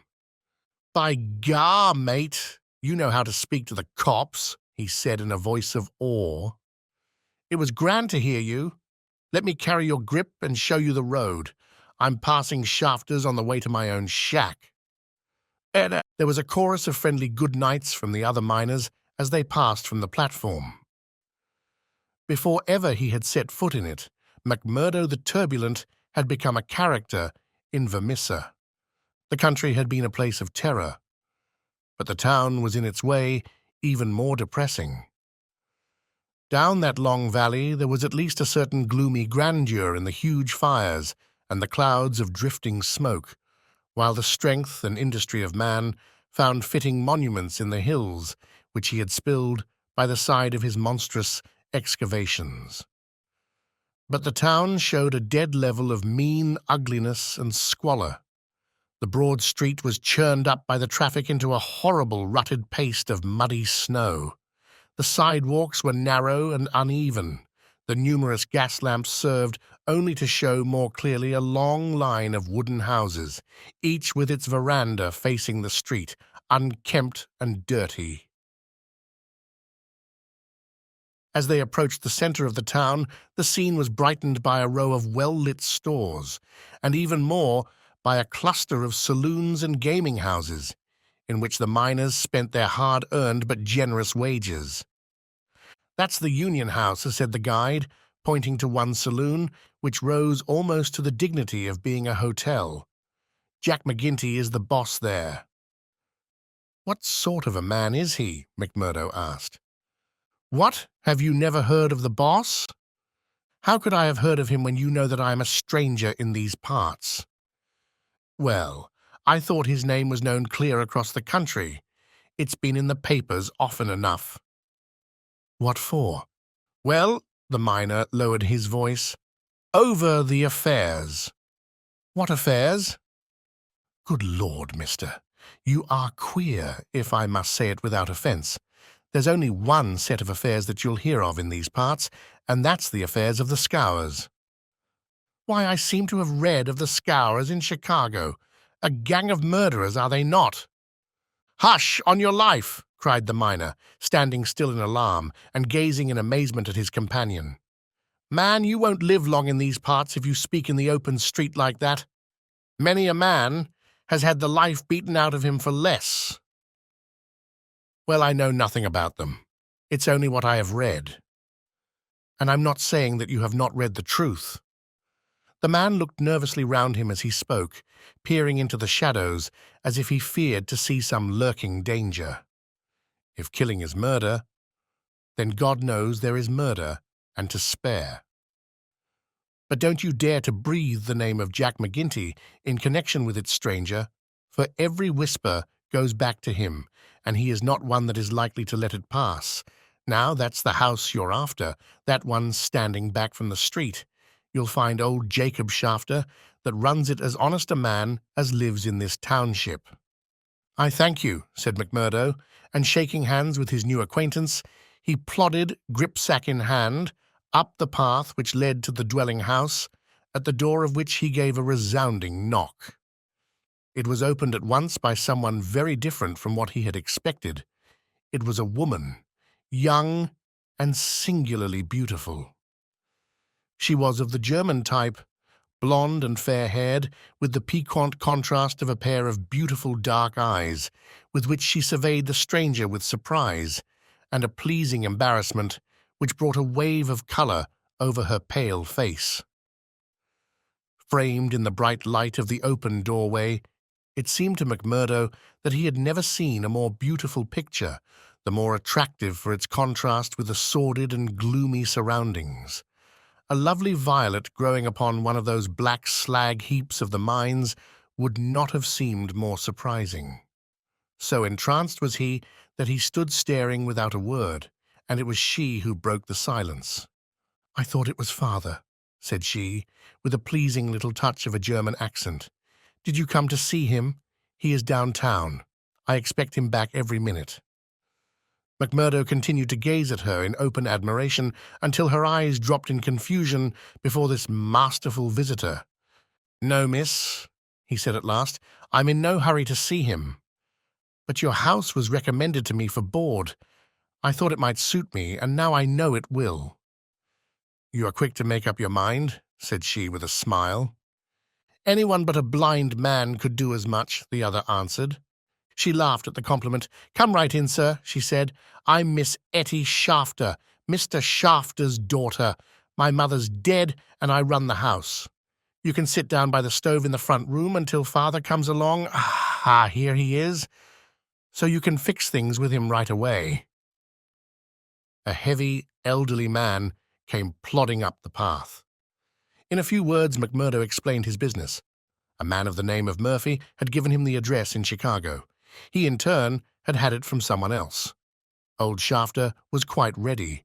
The stranger made no bones about terms, agreed at once to every condition, and was apparently fairly flush of money. For $7 a week paid in advance, he was to have board and lodging. So it was that McMurdo, the self-confessed fugitive from justice, took up his abode under the roof of the Shafters, the first step which was to lead to so long and dark a train of events, ending in a far distant land. Chapter 2. The Bodymaster. McMurdo was a man who made his mark quickly. Wherever he was, the folk around soon knew it. Within a week, he had become infinitely the most important person at Shafters. There were 10 or a dozen boarders there, but they were honest foremen or commonplace clerks from the stores, of a very different caliber from the young Irishman. Of an evening when they gathered together, his joke was always the readiest, his conversation the brightest, and his song the best. He was a born boon companion, with a magnetism which drew good humour from all around him. And yet he showed again and again, as he had shown in the railway carriage, a capacity for sudden, fierce anger, which compelled the respect and even the fear of those who met him. For the law, too, and all who were connected with it, he exhibited a bitter contempt which delighted some and alarmed others of his fellow boarders. From the first he made it evident, by his open admiration, that the daughter of the house had won his heart from the instant that he had set eyes upon her beauty and her grace. He was no backward suitor. On the second day he told her that he loved her, and from then onward he repeated the same story with an absolute disregard of what she might say to discourage him. "Someone else?" he would cry. "Well, the worse luck for someone else. Let him look out for himself. Am I to lose my life's chance and all my heart's desire for someone else? You can keep on saying no, Etty. The day will come when you will say yes, and I'm young enough to wait." He was a dangerous suitor, with his glib Irish tongue and his pretty, coaxing ways. There was about him also that glamour of experience and of mystery which attracts a woman's interest, and finally her love. He could talk of the sweet valleys of County Monaghan from which he came, of the lovely distant island, the low hills and green meadows of which seemed the more beautiful when imagination viewed them from this place of grime and snow. Then he was versed in the life of the cities of the North, of Detroit, and the lumber camps of Michigan, and finally of Chicago, where he had worked in a planing mill. And afterwards came the hint of romance, the feeling that strange things had happened to him in that great city, so strange and so intimate that they might not be spoken of. He spoke wistfully of a sudden leaving, a breaking of old ties, a flight into a strange world, ending in this dreary valley. And Etty listened, her dark eyes gleaming with pity and with sympathy, those two qualities which may turn so rapidly and so naturally to love. McMurdo had obtained a temporary job as bookkeeper, for he was a well-educated man. This kept him out most of the day, and he had not found occasion yet to report himself to the head of the lodge of the Eminent Order of Freemen.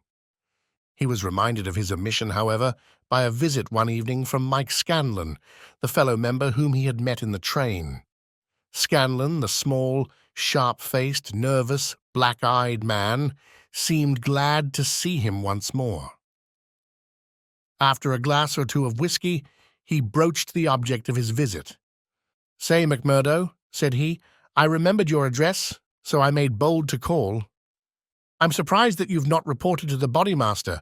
Why haven't you seen Boss McGinty yet?" "Well, I had to find a job. I have been busy." "You must find time for him if you have none for anything else. Good Lord, man, you're a fool not to have been down to the Union House and registered your name the first morning after you came here. If you run against him, well, you mustn't, that's all." McMurdo showed mild surprise. "I've been a member of the lodge for over 2 years, Scanlon, but I never heard that duties were so pressing as all that." "Maybe not in Chicago." "Well, it's the same society here." "Is it?"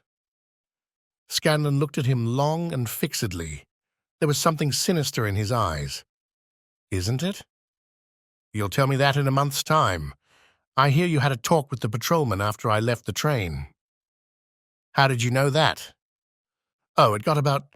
Things do get about for good and for bad in this district." "Well, yes. I told the hounds what I thought of them." "By the Lord, you'll be a man after McGinty's heart. What, does he hate the police too?" Scanlon burst out laughing. "You go and see him, my lad," said he as he took his leave. "It's not the police but you that he'll hate if you don't. Now take a friend's advice and go at once." It chanced that on the same evening McMurdo had another more pressing interview which urged him in the same direction. It may have been that his attentions to Etty had been more evident than before, or that they had gradually obtruded themselves into the slow mind of his good German host. But whatever the cause, the boarding-house keeper beckoned the young man into his private room and started on the subject without any circumlocution. "It seems to me, mister," said he, "that you are getting set on my Etty. Ain't that so, or am I wrong?" "Yes, that is so," the young man answered. "Vell, I want to tell you right now that it ain't no manner of use. There's someone slipped in afore you." "She told me so." "Vell, you can lay that she told you truth. But did she tell you who it was?" No, I asked her, but she wouldn't tell. I dare say not. The little baggage? Perhaps she did not wish to frighten you away. Frighten! McMurdo was on fire in a moment. Ah, yes, my friend. You need not be ashamed to be frightened of him. It is Teddy Baldwin. And who the devil is he? He is a boss of scourers. Scourers! I've heard of them before. It's scourers here and scourers there, and always in a whisper. What are you all afraid of? Who are the scourers? The boarding-house keeper instinctively sank his voice, as everyone did who talked about that terrible society. The scourers, said he, are the eminent order of freemen. The young man stared. Why, I'm a member of that order myself. You. I would never have had you in my house if I had known it, not if you veer to pay me $100 a week. What's wrong with the order? It's for charity and good fellowship. The rules say so. Maybe in some places, not here. What is it here? It's a murder society, that's what it is. McMurdo laughed incredulously. How can you prove that? He asked. Prove it? Are there not 50 murders to prove it? That about Milman and Van Shorst, and the Nicholson family, and old Mr. Hyam, and little Billy James and the others? Prove it. Is there a man or a woman in this valley that does not know it? See here, said McMurdo earnestly. I want you to take back what you've said, or else make it good. One or the other you must do before I quit this room. Put yourself in my place. Here am I, a stranger in the town. I belong to a society that I know only as an innocent one. You'll find it through the length and breadth of the States, but always as an innocent one. Now, when I am counting upon joining it here, you tell me that it is the same as a murder society called the Scourers. I guess you owe me either an apology or else an explanation, Mr. Shafter. I can but tell you that the whole world knows, mister. The bosses of the one are the bosses of the other. If you offend the one, it is the other that will strike you. We have proved it too often. That's just gossip. I want proof, said McMurdo. If you live here long, you will get your proof. But I forget that you are yourself one of them. You will soon be as bad as the rest. But you will find other lodgings, mister. I cannot have you here. Is it not bad enough that one of these people come courting my Etty, and that I dare not turn him down, but that I should have another for my boarder? Yes, indeed. You shall not sleep here after tonight. McMurdo found himself under sentence of banishment, both from his comfortable quarters and from the girl whom he loved. He found her alone in the sitting-room that same evening, and he poured his troubles into her ear. Sure, your father is after giving me notice, he said. It's little I would care if it was just my room.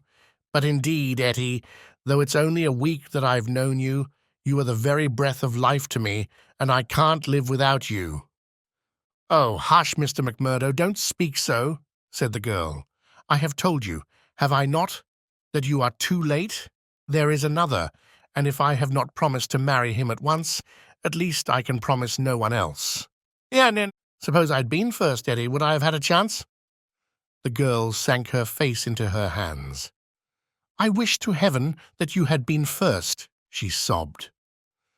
McMurdo was down on his knees before her in an instant. For God's sake, Etty, let it stand at that, he cried. Will you ruin your life and my own for the sake of this promise? Follow your heart, Akushla.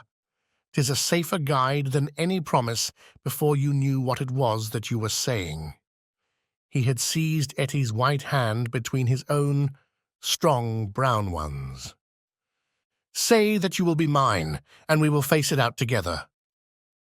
Not here? Yes, here. No, no, Jack. His arms were round her now. It could not be here. Could you take me away? A struggle passed for a moment over McMurdo's face, but it ended by setting like granite. No, here, he said. I'll hold you against the world, Etty, right here where we are. Why should we not leave together? No, Etty, I can't leave here. But why? I'd never hold my head up again if I felt that I had been driven out. Besides, what is there to be afraid of? Are we not free folks in a free country? If you love me and I you, who will dare to come between? You don't know, Jack. You've been here too short a time. You don't know this Baldwin. You don't know McGinty and his scourers. No, I don't know them, and I don't fear them, and I don't believe in them, said McMurdo. I've lived among rough men, my darling, and instead of fearing them, it has always ended that they have feared me. Always, Etty. It's mad on the face of it. If these men, as your father says, have done crime after crime in the valley, and if everyone knows them by name, how comes it that none are brought to justice? You answer me that, Etty. Because no witness dares to appear against them. He would not live a month if he did. Also because they have always their own men to swear that the accused one was far from the scene of the crime. But surely, Jack, you must have read all this. I had understood that every paper in the United States was writing about it. Well, I have read something, it is true. But I had thought it was a story. Maybe these men have some reason in what they do. Maybe they are wronged, and have no other way to help themselves. Oh, Jack, don't let me hear you speak so. That is how he speaks, the other one. Baldwin, he speaks like that, does he? And that is why I loathe him so. Oh, Jack, now I can tell you the truth. I loathe him with all my heart, but I fear him also. I fear him for myself, but above all, I fear him for father. I know that some great sorrow would come upon us if I dared to say what I really felt. That is why I've put him off with half-promises. It was in real truth our only hope. But if you would fly with me, Jack, we could take father with us and live forever far from the power of these wicked men. Again there was the struggle upon McMurdo's face, and again it set like granite. No harm shall come to you, Etty, nor to your father either. As to wicked men, I expect you may find that I am as bad as the worst of them before we're through. No, no, Jack. I would trust you anywhere. McMurdo laughed bitterly. Good Lord, how little you know of me. Your innocent soul, my darling, could not even guess what is passing in mine. But hello, who's the visitor? The door had opened suddenly, and a young fellow came swaggering in with the air of one who is the master. He was a handsome, dashing young man of about the same age and build as McMurdo himself. Under his broad-brimmed black felt hat, which he had not troubled to remove, a handsome face with fierce, domineering eyes and a curved hawk-bill of a nose looked savagely at the pair who sat by the stove. Etty had jumped to her feet, full of confusion and alarm. "I'm glad to see you, Mr. Baldwin," said she. "You're earlier than I had thought. Come and sit down." Baldwin stood with his hands on his hips looking at McMurdo. "Who is this?" he asked curtly. "It's a friend of mine, Mr. Baldwin, a new boarder here. Mr. McMurdo, may I introduce you to Mr. Baldwin?" The young men nodded in surly fashion to each other. "Maybe Miss Etty has told you how it is with us," said Baldwin. "I didn't understand that there was any relation between you." "Didn't you? Well, you can understand it now. You can take it from me that this young lady is mine, and you'll find it a very fine evening for a walk." "Thank you, I'm in no humor for a walk." "Aren't you?" The man's savage eyes were blazing with anger. "Maybe you are in a humor for a fight, Mr. Boarder." "That I am," cried McMurdo, springing to his feet. "You never said a more welcome word." "For God's sake, Jack, oh, for God's sake," cried poor, distracted Etty. "Oh, Jack, Jack, he will hurt you." "Oh, it's Jack, is it?" said Baldwin with an oath. "You've come to that already, have you? Oh, Ted, be reasonable. Be kind. For my sake, Ted, if ever you loved me, be big-hearted and forgiving. I think, Etty, that if you were to leave us alone, we could get this thing settled," said McMurdo quietly. "Or maybe, Mr. Baldwin, you will take a turn down the street with me. It's a fine evening, and there's some open ground beyond the next block." "I'll get even with you without needing to dirty my hands," said his enemy. You'll wish you had never set foot in this house before I am through with you." "No time like the present," cried McMurdo. "I'll choose my own time, mister. You can leave the time to me. See here." He suddenly rolled up his sleeve and showed upon his forearm a peculiar sign which appeared to have been branded there. It was a circle with a triangle within it. "Do you know what that means?" "I neither know nor care." "Well, you will know, I'll promise you that. You won't be much older either. Perhaps Miss Etty can tell you something about it. As to you, Etty, you'll come back to me on your knees, do you hear, girl? On your knees, and then I'll tell you what your punishment may be. You've sowed, and by the Lord I'll see that you reap." He glanced at them both in fury. Then he turned upon his heel, and an instant later the outer door had banged behind him. For a few moments McMurdo and the girl stood in silence. Then she threw her arms around him. "Oh, Jack, how brave you were! But it is no use, you must fly. Tonight, Jack, tonight. It's your only hope. He will have your life." I read it in his horrible eyes. "What chance have you against a dozen of them, with Boss McGinty and all the power of the lodge behind them?" McMurdo disengaged her hands, kissed her, and gently pushed her back into a chair. "There, Acushla, there. Don't be disturbed or fear for me. I'm a freeman myself. I'm after telling your father about it. Maybe I'm no better than the others. So don't make a saint of me. Perhaps you hate me too, now that I've told you as much." "Hate you, Jack? While life lasts, I could never do that. I've heard that there is no harm in being a freeman anywhere but here. So why should I think the worse of you for that? But if you are a freeman, Jack, why should you not go down and make a friend of Boss McGinty? Oh, hurry, Jack, hurry. Get your word in first, or the hounds will be on your trail." "I was thinking the same thing," said McMurdo. "I'll go right now and fix it. You can tell your father that I'll sleep here tonight and find some other quarters in the morning." The bar of McGinty's saloon was crowded as usual, for it was the favorite loafing place of all the rougher elements of the town. The man was popular, for he had a rough, jovial disposition which formed a mask, covering a great deal which lay behind it. But apart from this popularity, the fear in which he was held throughout the township, and indeed down the whole 30 miles of the valley and past the mountains on each side of it, was enough in itself to fill his bar, for none could afford to neglect his goodwill. Besides those secret powers which it was universally believed that he exercised in so pitiless a fashion, he was a high public official, a municipal councillor, and a commissioner of roads, elected to the office through the votes of the ruffians, who in turn expected to receive favours at his hands.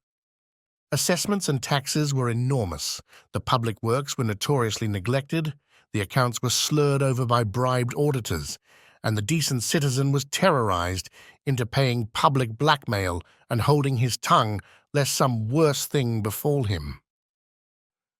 Thus it was that, year by year, Boss McGinty's diamond pins became more obtrusive, his gold chains more weighty across a more gorgeous vest, and his saloon stretched farther and farther until it threatened to absorb one whole side of the market square. McMurdo pushed open the swinging door of the saloon and made his way amid the crowd of men within, through an atmosphere blurred with tobacco smoke and heavy with the smell of spirits. The place was brilliantly lighted, and the huge, heavily gilt mirrors upon every wall reflected and multiplied the garish illumination. There were several bartenders in their shirt sleeves, hard at work mixing drinks for the loungers who fringed the broad, brass-trimmed counter. At the far end, with his body resting upon the bar and a cigar stuck at an acute angle from the corner of his mouth, stood a tall, strong, heavily built man who could be none other than the famous McGinty himself. He was a black-maned giant, bearded to the cheekbones and with a shock of raven hair which fell to his collar. His complexion was as swarthy as that of an Italian, and his eyes were of a strange dead black, which, combined with a slight squint, gave them a particularly sinister appearance. All else in the man, his noble proportions, his fine features, and his frank bearing, fitted in with that jovial, man-to-man manner which he affected. Here, one would say, is a bluff, honest fellow, whose heart would be sound however rude his outspoken words might seem.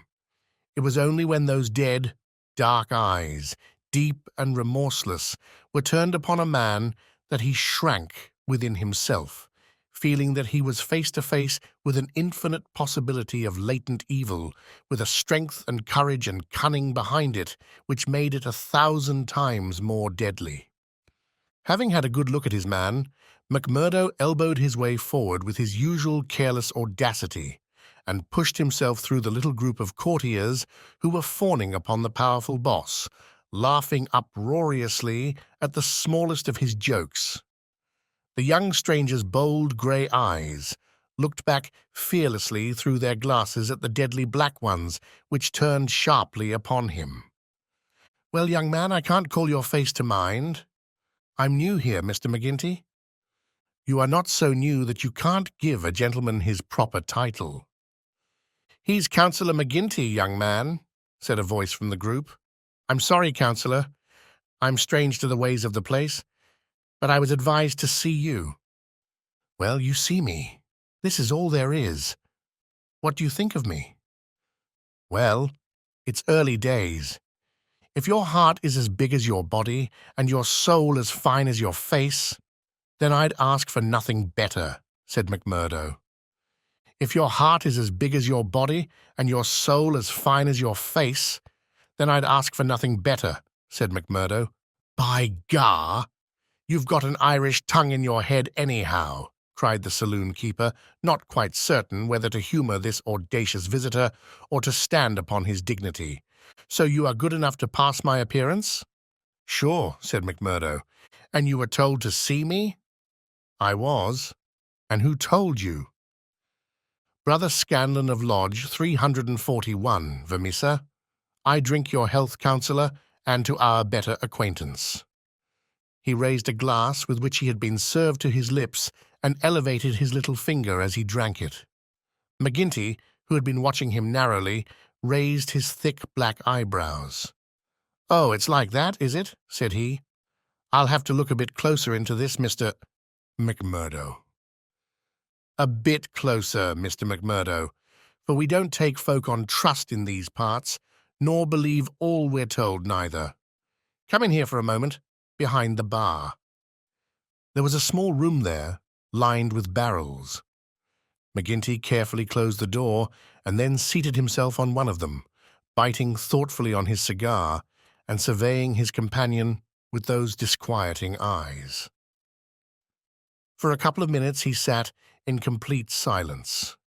McMurdo bore the inspection cheerfully, one hand in his coat pocket, the other twisting his brown moustache. Suddenly McGinty stooped and produced a wicked-looking revolver. "See here, my joker," said he, "if I thought you were playing any game on us, it would be short work for you." "This is a strange welcome," McMurdo answered with some dignity, "for the bodymaster of a lodge of freemen to give to a stranger brother." "Aye, but it's just that same that you have to prove," said McGinty, "and God help you if you fail. Where were you made?" "Lodge 29, Chicago." "When?" "June 24th, 1872. "What bodymaster?" "James H. Scott." "Who is your district ruler?" "Bartholomew Wilson." You seem glib enough in your tests. What are you doing here?" "Working, the same as you, but a poorer job." "You have your back answer quick enough." "Yes, I was always quick of speech." "Are you quick of action?" "I have had that name among those that knew me best." "Well, we may try you sooner than you think. Have you heard anything of the lodge in these parts?" "I've heard that it takes a man to be a brother." "True for you, Mr. McMurdo. Why did you leave Chicago?" "I'm damned if I tell you that." McGinty opened his eyes. He was not used to being answered in such fashion, and it amused him. "Why won't you tell me?" "Because no brother may tell another a lie." "Then the truth is too bad to tell?" "You can put it that way if you like." See here, mister, you can't expect me as bodymaster to pass into the lodge a man for whose past he can't answer. McMurdo looked puzzled. Then he took a worn newspaper cutting from an inner pocket. You wouldn't squeal on a fellow, said he. I'll wipe my hand across your face if you say such words to me, cried McGinty hotly. You are right, counsellor, said McMurdo meekly. I should apologize. I spoke without thought. Well, I know that I am safe in your hands. Look at that clipping. McGinty glanced his eyes over the account of the shooting of one Jonas Pinto in the Lake Saloon, Market Street, Chicago, in the New Year week of 1874. Your work? He asked, as he handed back the paper. McMurdo nodded. Why did you shoot him? I was helping Uncle Sam to make dollars. Maybe mine were not as good gold as his, but they looked as well and were cheaper to make. This man Pinto helped me to shove the queer. To do what? Well, it means to pass the dollars out into circulation. Then he said he would split. Maybe he did split. I didn't wait to see. I just killed him and lighted out for the coal country. Why the coal country? 'Cause I'd read in the papers that they weren't too particular in those parts. McGinty laughed. You were first a coiner and then a murderer, and you came to these parts because you thought you'd be welcome. That's about the size of it, McMurdo answered. Well, I guess you'll go far. Say, can you make those dollars yet? McMurdo took half a dozen from his pocket.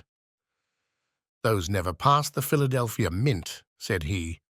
You don't say. McGinty held them to the light in his enormous hand, which was hairy as a gorilla's. I can see no difference. Gah! You'll be a mighty useful brother, I'm thinking. We can do with a bad man or two among us, friend McMurdo, for there are times when we have to take our own part. We'd soon be against the wall if we didn't shove back at those that were pushing us. Well, I guess I'll do my share of shoving with the rest of the boys. You seem to have a good nerve. You didn't squirm when I shoved this gun at you. It was not me that was in danger. Who then? It was you, counsellor. McMurdo drew a cocked pistol from the side pocket of his pea jacket. I was covering you all the time.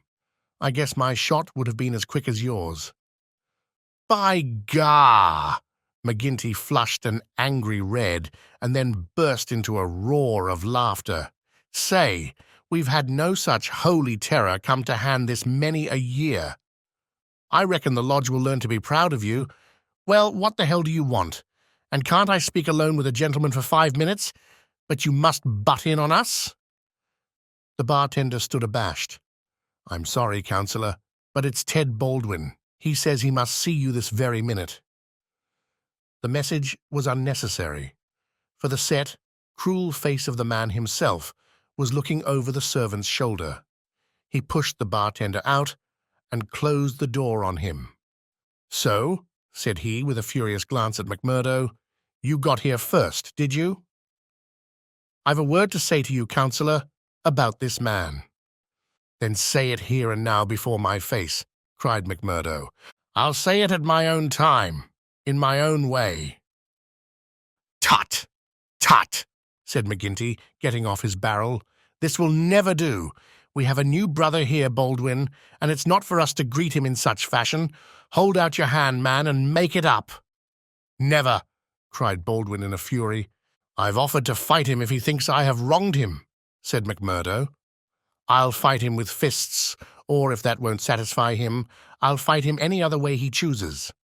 Now, I'll leave it to you, counsellor, to judge between us as a bodymaster should. What is it, then? A young lady. She's free to choose for herself. Is she? Cried Baldwin. Ted, as between two brothers of the lodge, I should say that she was, said the boss. Oh, that's your ruling, is it? Yes, it is, Ted Baldwin, said McGinty, with a wicked stare. Is it you that would dispute it? You would throw over one that has stood by you this 5 years in favour of a man that you never saw before in your life? You're not Bodymaster for life, Jack McGinty, and by God, when next it comes to a vote—" The councillor sprang at him like a tiger. His hand closed round the other's neck, and he hurled him back across one of the barrels. In his mad fury, he would have squeezed the life out of him if McMurdo had not interfered. "Easy, councillor! For heaven's sake, go easy!" he cried as he dragged him back. McGinty released his hold, and Baldwin, cowed and shaken, gasping for breath, and shivering in every limb, as one who has looked over the very edge of death, sat up on the barrel over which he had been hurled. "You've been asking for it this many a day, Ted Baldwin. Now you've got it," cried McGinty, his huge chest rising and falling. "Maybe you think if I was voted down from Bodymaster, you would find yourself in my shoes. It's for the lodge to say that. But so long as I am the chief, I'll have no man lift his voice against me or my rulings." "I have nothing against you," mumbled Baldwin, feeling his throat. "Well then," cried the other, relapsing in a moment into a bluff joviality, "we are all good friends again, and there's an end of the matter." He took a bottle of champagne down from the shelf and twisted out the cork. "See now," he continued, as he filled 3 high glasses. "Let us drink the quarrelling toast of the lodge. After that, as you know, there can be no bad blood between us. Now, then, the left hand on the apple of my throat.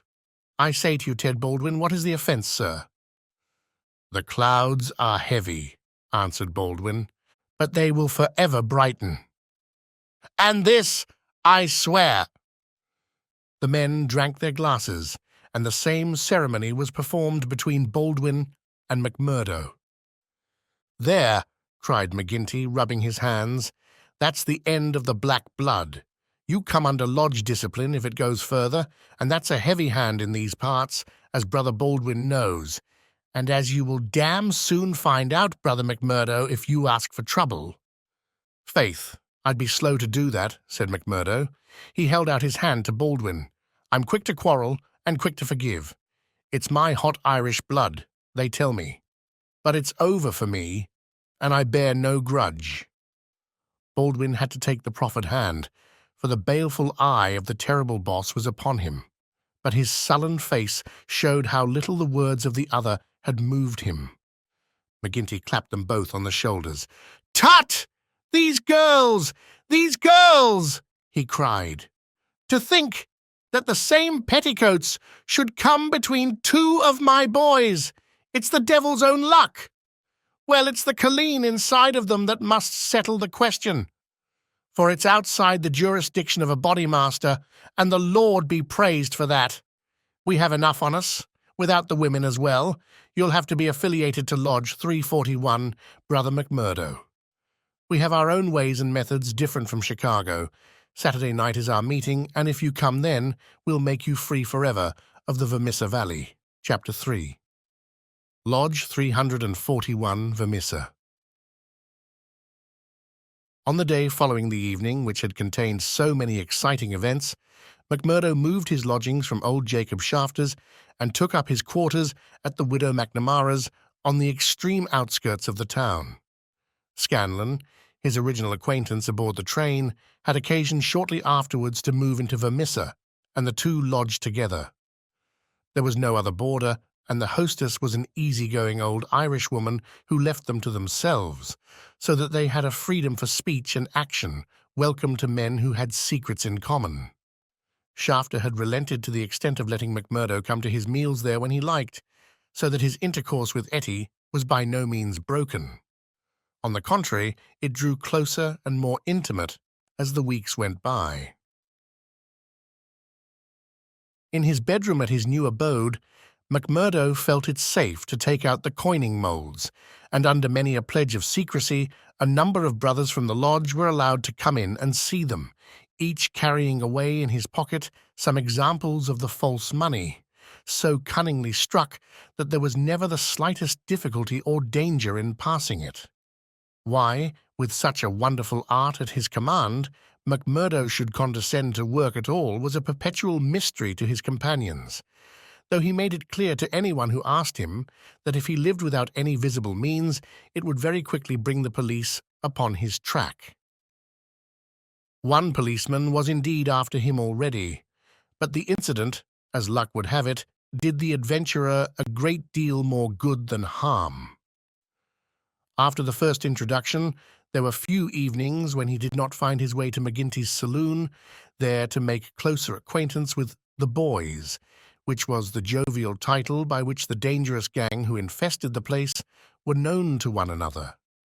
His dashing manner and fearlessness of speech made him a favorite with them all, while the rapid and scientific way in which he polished off his antagonist in an all-in barroom scrap earned the respect of that rough community. Another incident, however, raised him even higher in their estimation. Just at the crowded hour one night, the door opened and a man entered with the quiet blue uniform and peaked cap of the mine police. This was a special body raised by the railways and colliery owners to supplement the efforts of the ordinary civil police, who were perfectly helpless in the face of the organized ruffianism which terrorized the district. There was a hush as he entered, and many a curious glance was cast at him. But the relations between policemen and criminals are peculiar in some parts of the States, and McGinty himself, standing behind his counter, showed no surprise when the policeman enrolled himself among his customers. "A straight whiskey, for the night is bitter," said the police officer. "I don't think we have met before, councillor." "You'll be the new captain," said McGinty. "That's so. We're looking to you, councillor, and to the other leading citizens, to help us in upholding law and order in this township. Captain Marvin is my name." "We'd do better without you, Captain Marvin," said McGinty coldly, "for we have our own police of the township and no need for any imported goods. What are you but the paid tool of the capitalists, hired by them to club or shoot your poorer fellow citizen?" "Well, well, we won't argue about that," said the police officer good-humouredly. "I expect we all do our duty same as we see it, but we can't all see it the same." He had drunk off his glass and had turned to go, when his eyes fell upon the face of Jack McMurdo, who was scowling at his elbow. "Hello! Hello!" he cried, looking him up and down. "Here's an old acquaintance." McMurdo shrank away from him. "I was never a friend to you, nor any other cursed copper in my life," said he. "An acquaintance isn't always a friend," said the police captain, grinning. "You're Jack McMurdo of Chicago, right enough, and don't you deny it." McMurdo shrugged his shoulders. "I'm not denying it," said he. "Do you think I'm ashamed of my own name?" "You've got good cause to be anyhow." "What the devil do you mean by that?" he roared, with his fists clenched. "No, no, Jack, bluster won't do with me. I was an officer in Chicago before ever I came to this darned coal bunker, and I know a Chicago crook when I see one." McMurdo's face fell. "Don't tell me that you're Marvin of the Chicago Central," he cried. "Just the same old Teddy Marvin, at your service. We haven't forgotten the shooting of Jonas Pinto up there." "I never shot him." "Did you not? That's good impartial evidence, ain't it? Well, his death came in uncommon handy for you, or they would have had you for shoving the queer. Well, we can let that be bygones. For between you and me, and perhaps I'm going further than my duty in saying it, they could get no clear case against you, and Chicago's open to you tomorrow." "I'm very well where I am." "Well, I've given you the pointer, and you're a sulky dog, not to thank me for it." "Well, I suppose you mean well, and I do thank you," said McMurdo in no very gracious manner. "It's mum with me, so long as I see you living on the straight," said the captain. "But by the Lord, if you get off after this, it's another story. So good night to you, and good night, councillor." He left the bar-room, but not before he had created a local hero. McMurdo's deeds in far Chicago had been whispered before. He had put off all questions with a smile, as one who did not wish to have greatness thrust upon him. But now the thing was officially confirmed. The bar loafers crowded round him and shook him heartily by the hand. He was free of the community from that time on. He could drink hard and show little trace of it, but that evening, had his mate Scanlan not been at hand to lead him home, the feated hero would surely have spent his night under the bar. On a Saturday night, McMurdo was introduced to the lodge. He had thought to pass in without ceremony as being an initiate of Chicago, but there were particular rites in Vermissa, of which they were proud, and these had to be undergone by every postulant. The assembly met in a large room reserved for such purposes at the Union House. Some 60 members assembled at Vermissa, but that by no means represented the full strength of the organization, for there were several other lodges in the valley and others across the mountains on each side who exchanged members when any serious business was afoot, so that a crime might be done by men who were strangers to the locality. Altogether, there were not less than 500 scattered over the coal district. In the bare assembly room, the men were gathered round a long table. At the side was a second one laden with bottles and glasses, on which some members of the company were already turning their eyes. McGinty sat at the head, with a flat, black velvet cap upon his shock of tangled black hair, and a coloured purple stole round his neck, so that he seemed to be a priest presiding over some diabolical ritual. To right and left of him were the higher lodge officials, the cruel, handsome face of Ted Baldwin among them. Each of these wore some scarf or medallion as emblem of his office. They were for the most part men of mature age, but the rest of the company consisted of young fellows from 18 to 25, the ready and capable agents who carried out the commands of their seniors. Among the older men were many whose features showed the tigerish, lawless souls within, but looking at the rank and file, it was difficult to believe that these eager and open-faced young fellows were in very truth a dangerous gang of murderers, whose minds had suffered such complete moral perversion that they took a horrible pride in their proficiency at the business, and looked with deepest respect at the man who had the reputation of making what they called a clean job.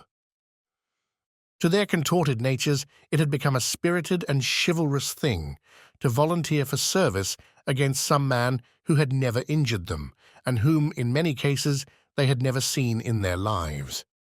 The crime committed, they quarrelled as to who had actually struck the fatal blow, and amused one another and the company by describing the cries and contortions of the murdered man. At first they had shown some secrecy in their arrangements, but at the time which this narrative describes their proceedings were extraordinarily open, for the repeated failure of the law had proved to them that on the one hand no one would dare to witness against them, and on the other they had an unlimited number of staunch witnesses upon whom they could call, and a well-filled treasure chest from which they could draw the funds to engage the best legal talent in the state. In 10 long years of outrage, there had been no single conviction, and the only danger that ever threatened the Scourers lay in the victim himself, who, however outnumbered and taken by surprise, might and occasionally did leave his mark upon his assailants. McMurdo had been warned that some ordeal lay before him, but no one would tell him in what it consisted. He was led now into an outer room by 2 solemn brothers. Through the plank partition, he could hear the murmur of many voices from the assembly within. Once or twice he caught the sound of his own name, and he knew that they were discussing his candidacy. Then there entered an inner guard with a green and gold sash across his chest. "The bodymaster orders that he shall be trussed, blinded, and entered," said he. The 3 of them removed his coat, turned up the sleeve of his right arm, and finally passed a rope round above the elbows and made it fast. They next placed a thick black cap right over his head and the upper part of his face so that he could see nothing. He was then led into the assembly hall. It was pitch dark and very oppressive under his hood. He heard the rustle and murmur of the people round him. and then the voice of McGinty sounded dull and distant through the covering of his ears. "John McMurdo," said the voice, "are you already a member of the Ancient Order of Freemen?" He bowed in assent. "Is your lodge number 29 Chicago?" He bowed again. "Dark nights are unpleasant," said the voice. "Yes, for strangers to travel," he answered. "The clouds are heavy." "Yes, a storm is approaching." "Are the brethren satisfied?" asked the bodymaster. There was a general murmur of assent. "We know, brother, by your sign and by your countersign that you are indeed one of us," said McGinty. "We would have you know, however, that in this county and in other counties of these parts we have certain rights and also certain duties of our own which call for good men. Are you ready to be tested?" "I am." "Are you of stout heart?" "I am." "Take a stride forward to prove it." As the words were said, he felt two hard points in front of his eyes, pressing upon them so that it appeared as if he could not move forward without a danger of losing them. Nonetheless, he nerved himself to step resolutely out, and as he did so, the pressure melted away. There was a low murmur of applause. "He is of stout heart," said the voice. "Can you bear pain?" "As well as another," he answered. "Test him." It was all he could do to keep himself from screaming out, for an agonizing pain shot through his forearm. He nearly fainted at the sudden shock of it, but he bit his lip and clenched his hands to hide his agony. It was all he could do to keep himself from screaming out. "I can take more than that," said he. This time there was loud applause. A finer first appearance had never been made in the lodge. Hands clapped him on the back, and the hood was plucked from his head. He stood blinking and smiling amid the congratulations of the brothers. "One last word, Brother McMurdo," said McGinty. "You have already sworn the oath of secrecy and fidelity, and you are aware that the punishment for any breach of it is instant and inevitable death." "I am," said McMurdo. "And you accept the rule of the bodymaster for the time being under all circumstances?" "I do." "Then, in the name of Lodge 341, Vermissa, I welcome you to its privileges and debates. You will put the liquor on the table, Brother Scanlon, and we will drink to our worthy brother." McMurdo's coat had been brought to him, but before putting it on, he examined his right arm, which still smarted heavily. There on the flesh of the forearm was a circle with a triangle within it, deep and red, as the branding iron had left it. One or two of his neighbors pulled up their sleeves and showed their own lodge marks.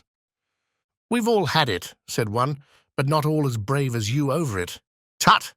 It was nothing," said he, "but it burned and ached all the same." When the drinks which followed the ceremony of initiation had all been disposed of, the business of the lodge proceeded. McMurdo, accustomed only to the prosaic performances of Chicago, listened with open ears and more surprise than he ventured to show to what followed. "The first business on the agenda paper," said McGinty, "is to read the following letter from Division Master Windle of Merton County Lodge 249. He says, 'Dear Sir, there is a job to be done on Andrew Ray of Ray and Sturmash, coal owners near this place. You will remember that your lodge owes us a return, having had the service of 2 brethren in the matter of the patrolman last fall. You will send 2 good men. They will be taken charge of by Treasurer Higgins of this lodge, whose address you know. He will show them when to act and where. Yours in freedom, J.W. Windle Demayoff.' Windle has never refused us when we have had occasion to ask for the loan of a man or two, and it is not for us to refuse him." McGinty paused and looked round the room with his dull, malevolent eyes. "Who will volunteer for the job?" Several young fellows held up their hands. The bodymaster looked at them with an approving smile. "You'll do, Tiger Cormac. If you handle it as well as you did the last, you won't be wrong. And you, Wilson?" "I've no pistol," said the volunteer, a mere boy in his teens. "It's your first, is it not? Well, you have to be blooded some time. It will be a great start for you. As to the pistol, you'll find it waiting for you, or I'm mistaken. If you report yourselves on Monday, it will be time enough. You'll get a great welcome when you return." "Any reward this time?" asked Cormac, a thick-set, dark-faced, brutal-looking young man whose ferocity had earned him the nickname of Tiger. "Never mind the reward. You just do it for the honor of the thing. Maybe when it is done, there will be a few odd dollars at the bottom of the box." "What has the man done?" asked young Wilson. "Sure, it's not for the likes of you to ask what the man has done. He has been judged over there. That's no business of ours. All we have to do is to carry it out for them, same as they would for us. Speaking of that, 2 brothers from the Merton Lodge are coming over to us next week to do some business in this quarter." "Who are they?" asked someone. "Faith, it is wiser not to ask. If you know nothing, you can testify nothing, and no trouble can come of it. But they are men who will make a clean job when they are about it." "And time too," cried Ted Baldwin. "Folk are getting out of hand in these parts. It was only last week that 3 of our men were turned off by Foreman Blaker. It's been owing him a long time, and he'll get it full and proper." "Get what?" McMurdo whispered to his neighbor. "The business end of a buckshot cartridge," cried the man with a loud laugh. "What think you of our ways, brother?" McMurdo's criminal soul seemed to have already absorbed the spirit of the vile association of which he was now a member. "I like it well," said he. "'Tis a proper place for a lad of metal." Several of those who sat around heard his words and applauded them. "What's that?" cried the black-maned bodymaster from the end of the table. "'Tis our new brother, sir, who finds our ways to his taste." McMurdo rose to his feet for an instant. "I would say, eminent bodymaster, that if a man should be wanted, I should take it as an honor to be chosen to help the lodge." There was great applause at this. It was felt that a new sun was pushing its rim above the horizon. To some of the elders, it seemed that the progress was a little too rapid.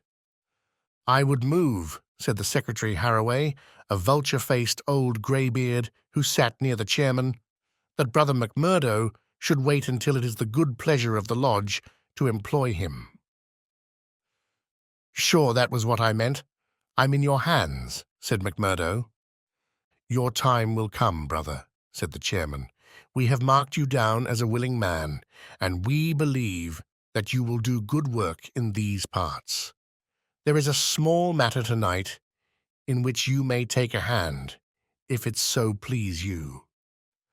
I will wait for something that is worthwhile. You can come tonight anyhow, and it will help you to know what we stand for in this community. I will make the announcement later. Meanwhile," he glanced at his agenda paper, "I have 1 or 2 more points to bring before the meeting. First of all, I will ask the treasurer as to our bank balance. There is the pension to Jim Carnaway's widow. He was struck down doing the work of the lodge, and it is for us to see that she is not the loser. Jim was shot last month when they tried to kill Chester Wilcox of Marley Creek," McMurdo's neighbor informed him. "The funds are good at the moment," said the treasurer with the bank book in front of him. "The firms have been generous of late. Max, Linder and Company paid $500 to be left alone. Walker Brothers sent in $100. But I took it on myself to return it and ask for $5. If I do not hear by Wednesday, their winding gear may get out of order. We had to burn their breaker last year before they became reasonable. Then the West Section Coaling Company has paid its annual contribution. We have enough on hand to meet any obligations." "What about Archie Swindon?" asked a brother. "He has sold out and left the district. The old devil left a note for us to say that he had rather be a free crossing sweeper in New York than a large mine owner under the power of a ring of blackmailers. By gar, it was as well that he made a break for it before the note reached us. I guess he won't show his face in this valley again." An elderly, clean-shaved man with a kindly face and a good brow rose from the end of the table, which faced the chairman. "Mr. Treasurer," he asked, "may I ask who has bought the property of this man that we have driven out of the district? Yes, Brother Morris. It has been bought by the State and Merton County Railroad Company. And who bought the mines of Todman and of Lee that came into the market in the same way last year? The same company, Brother Morris.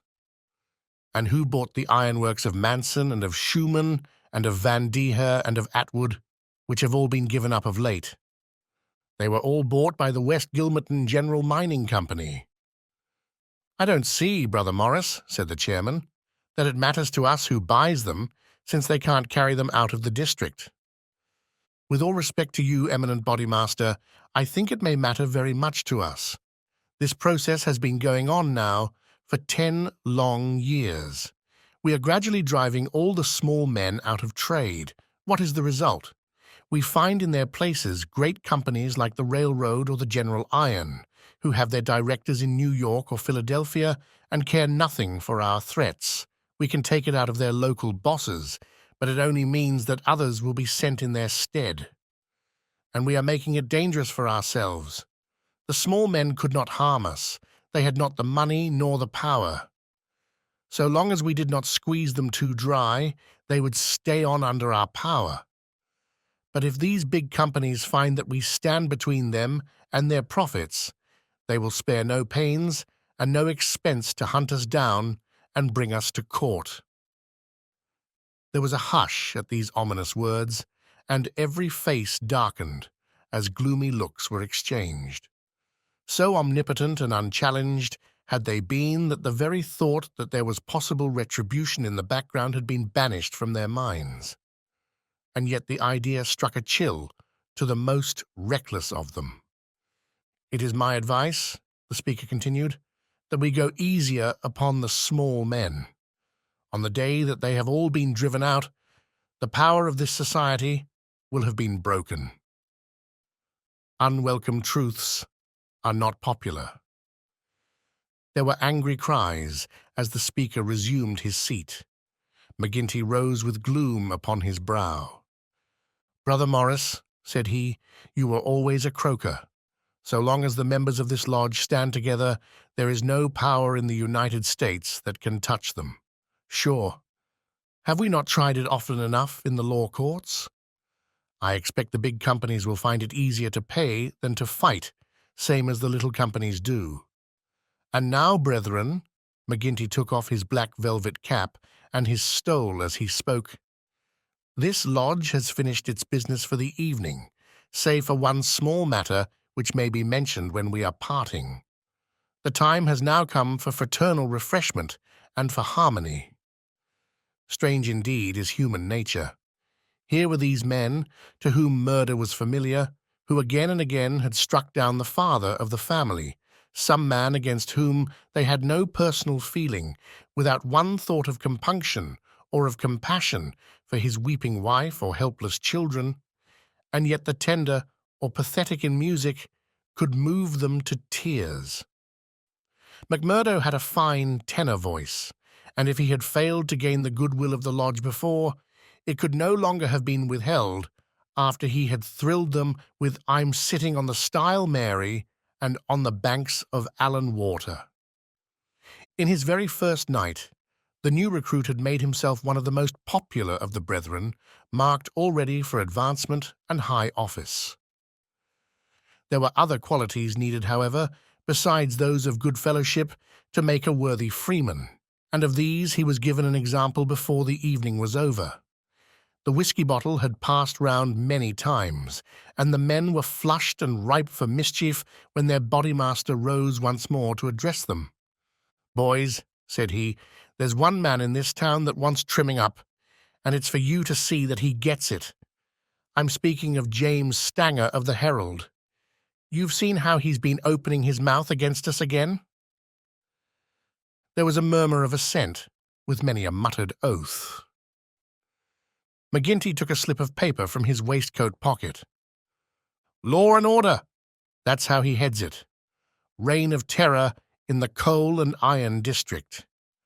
12 years have now elapsed since the first assassinations which proved the existence of a criminal organization in our midst. From that day these outrages have never ceased, Until now, they have reached a pitch which makes us the opprobrium of the civilized world. Is it for such results as this that our great country welcomes to its bosom the alien who flies from the despotisms of Europe? Is it that they shall themselves become tyrants over the very men who have given them shelter, and that a state of terrorism and lawlessness should be established under the very shadow of the sacred folds of the starry flag of freedom, which would raise horror in our minds if we read of it as existing under the most effete monarchy of the East? The men are known. The organization is patent and public. How long are we to endure it? Can we forever live? Sure, I've read enough of the slush, cried the chairman, tossing the paper down upon the table. That's what he says of us. The question I'm asking you is, what shall we say to him? Kill him, cried a dozen fierce voices. I protest against that, said Brother Morris, the man of the good brow and shaved face. I tell you, brethren, that our hand is too heavy in this valley, and that there will come a point where in self-defense every man will unite to crush us out. James Stanger is an old man. He is respected in the township and the district. His paper stands for all that is solid in the valley. If that man is struck down, there will be a stir through this state that will only end with our destruction. And how would they bring about our destruction, Mr. Standback? Cried McGinty. Is it by the police? Sure, half of them are in our pay, and half of them afraid of us. Or is it by the law courts and the judge? Haven't we tried that before now, and whatever came of it? There is a Judge Lynch that might try the case, said Brother Morris. A general shout of anger greeted the suggestion. I have but to raise my finger, cried McGinty, and I could put 200 men into this town that would clear it out from end to end. Then suddenly, raising his voice and bending his huge black brows into a terrible frown, See here, Brother Morris, I have my eye on you and have had for some time. You've no heart yourself, and you try to take the heart out of others. It will be an ill day for you, Brother Morris, when your own name comes on our agenda paper, and I'm thinking that it's just there that I ought to place it. Morris had turned deadly pale, and his knees seemed to give way under him as he fell back into his chair. He raised his glass in his trembling hand and drank before he could answer. I apologize, eminent bodymaster, to you and to every brother in this lodge if I have said more than I should. I am a faithful member. You all know that, and it is my fear lest evil come to the lodge which makes me speak in anxious words. But I have greater trust in your judgment than in my own, eminent bodymaster, and I promise you that I will not offend again. The bodymaster's scowl relaxed as he listened to the humble words. Very good, Brother Morris. It's myself that would be sorry if it were needful to give you a lesson, but so long as I am in this chair, we shall be a united lodge, in word and in deed. And now, boys, he continued, looking round at the company, I'll say this much, that if Stanger got his full deserts, there would be more trouble than we need ask for. These editors hang together, and every journal in the state would be crying out for police and troops. But I guess you can give him a pretty severe warning. Will you fix it, Brother Baldwin? Sure, said the young man eagerly. How many will you take? Half a dozen? And 2 to guard the door. You'll come, Gower, and you, Mansell, and you, Scanlon, and the 2 Willoughbys. I promised the new brother he should go, said the chairman. Ted Baldwin looked at McMurdo with eyes which showed that he had not forgotten nor forgiven. Well, he can come if he wants, he said in a surly voice. That's enough. The sooner we get to work, the better. The company broke up with shouts and yells and snatches of drunken song. The bar was still crowded with revellers, and many of the brethren remained there. The little band who had been told off for duty passed out into the street, proceeding in 2s and 3s along the sidewalk so as not to provoke attention. It was a bitterly cold night, with a half-moon shining brilliantly in a frosty, star-spangled sky.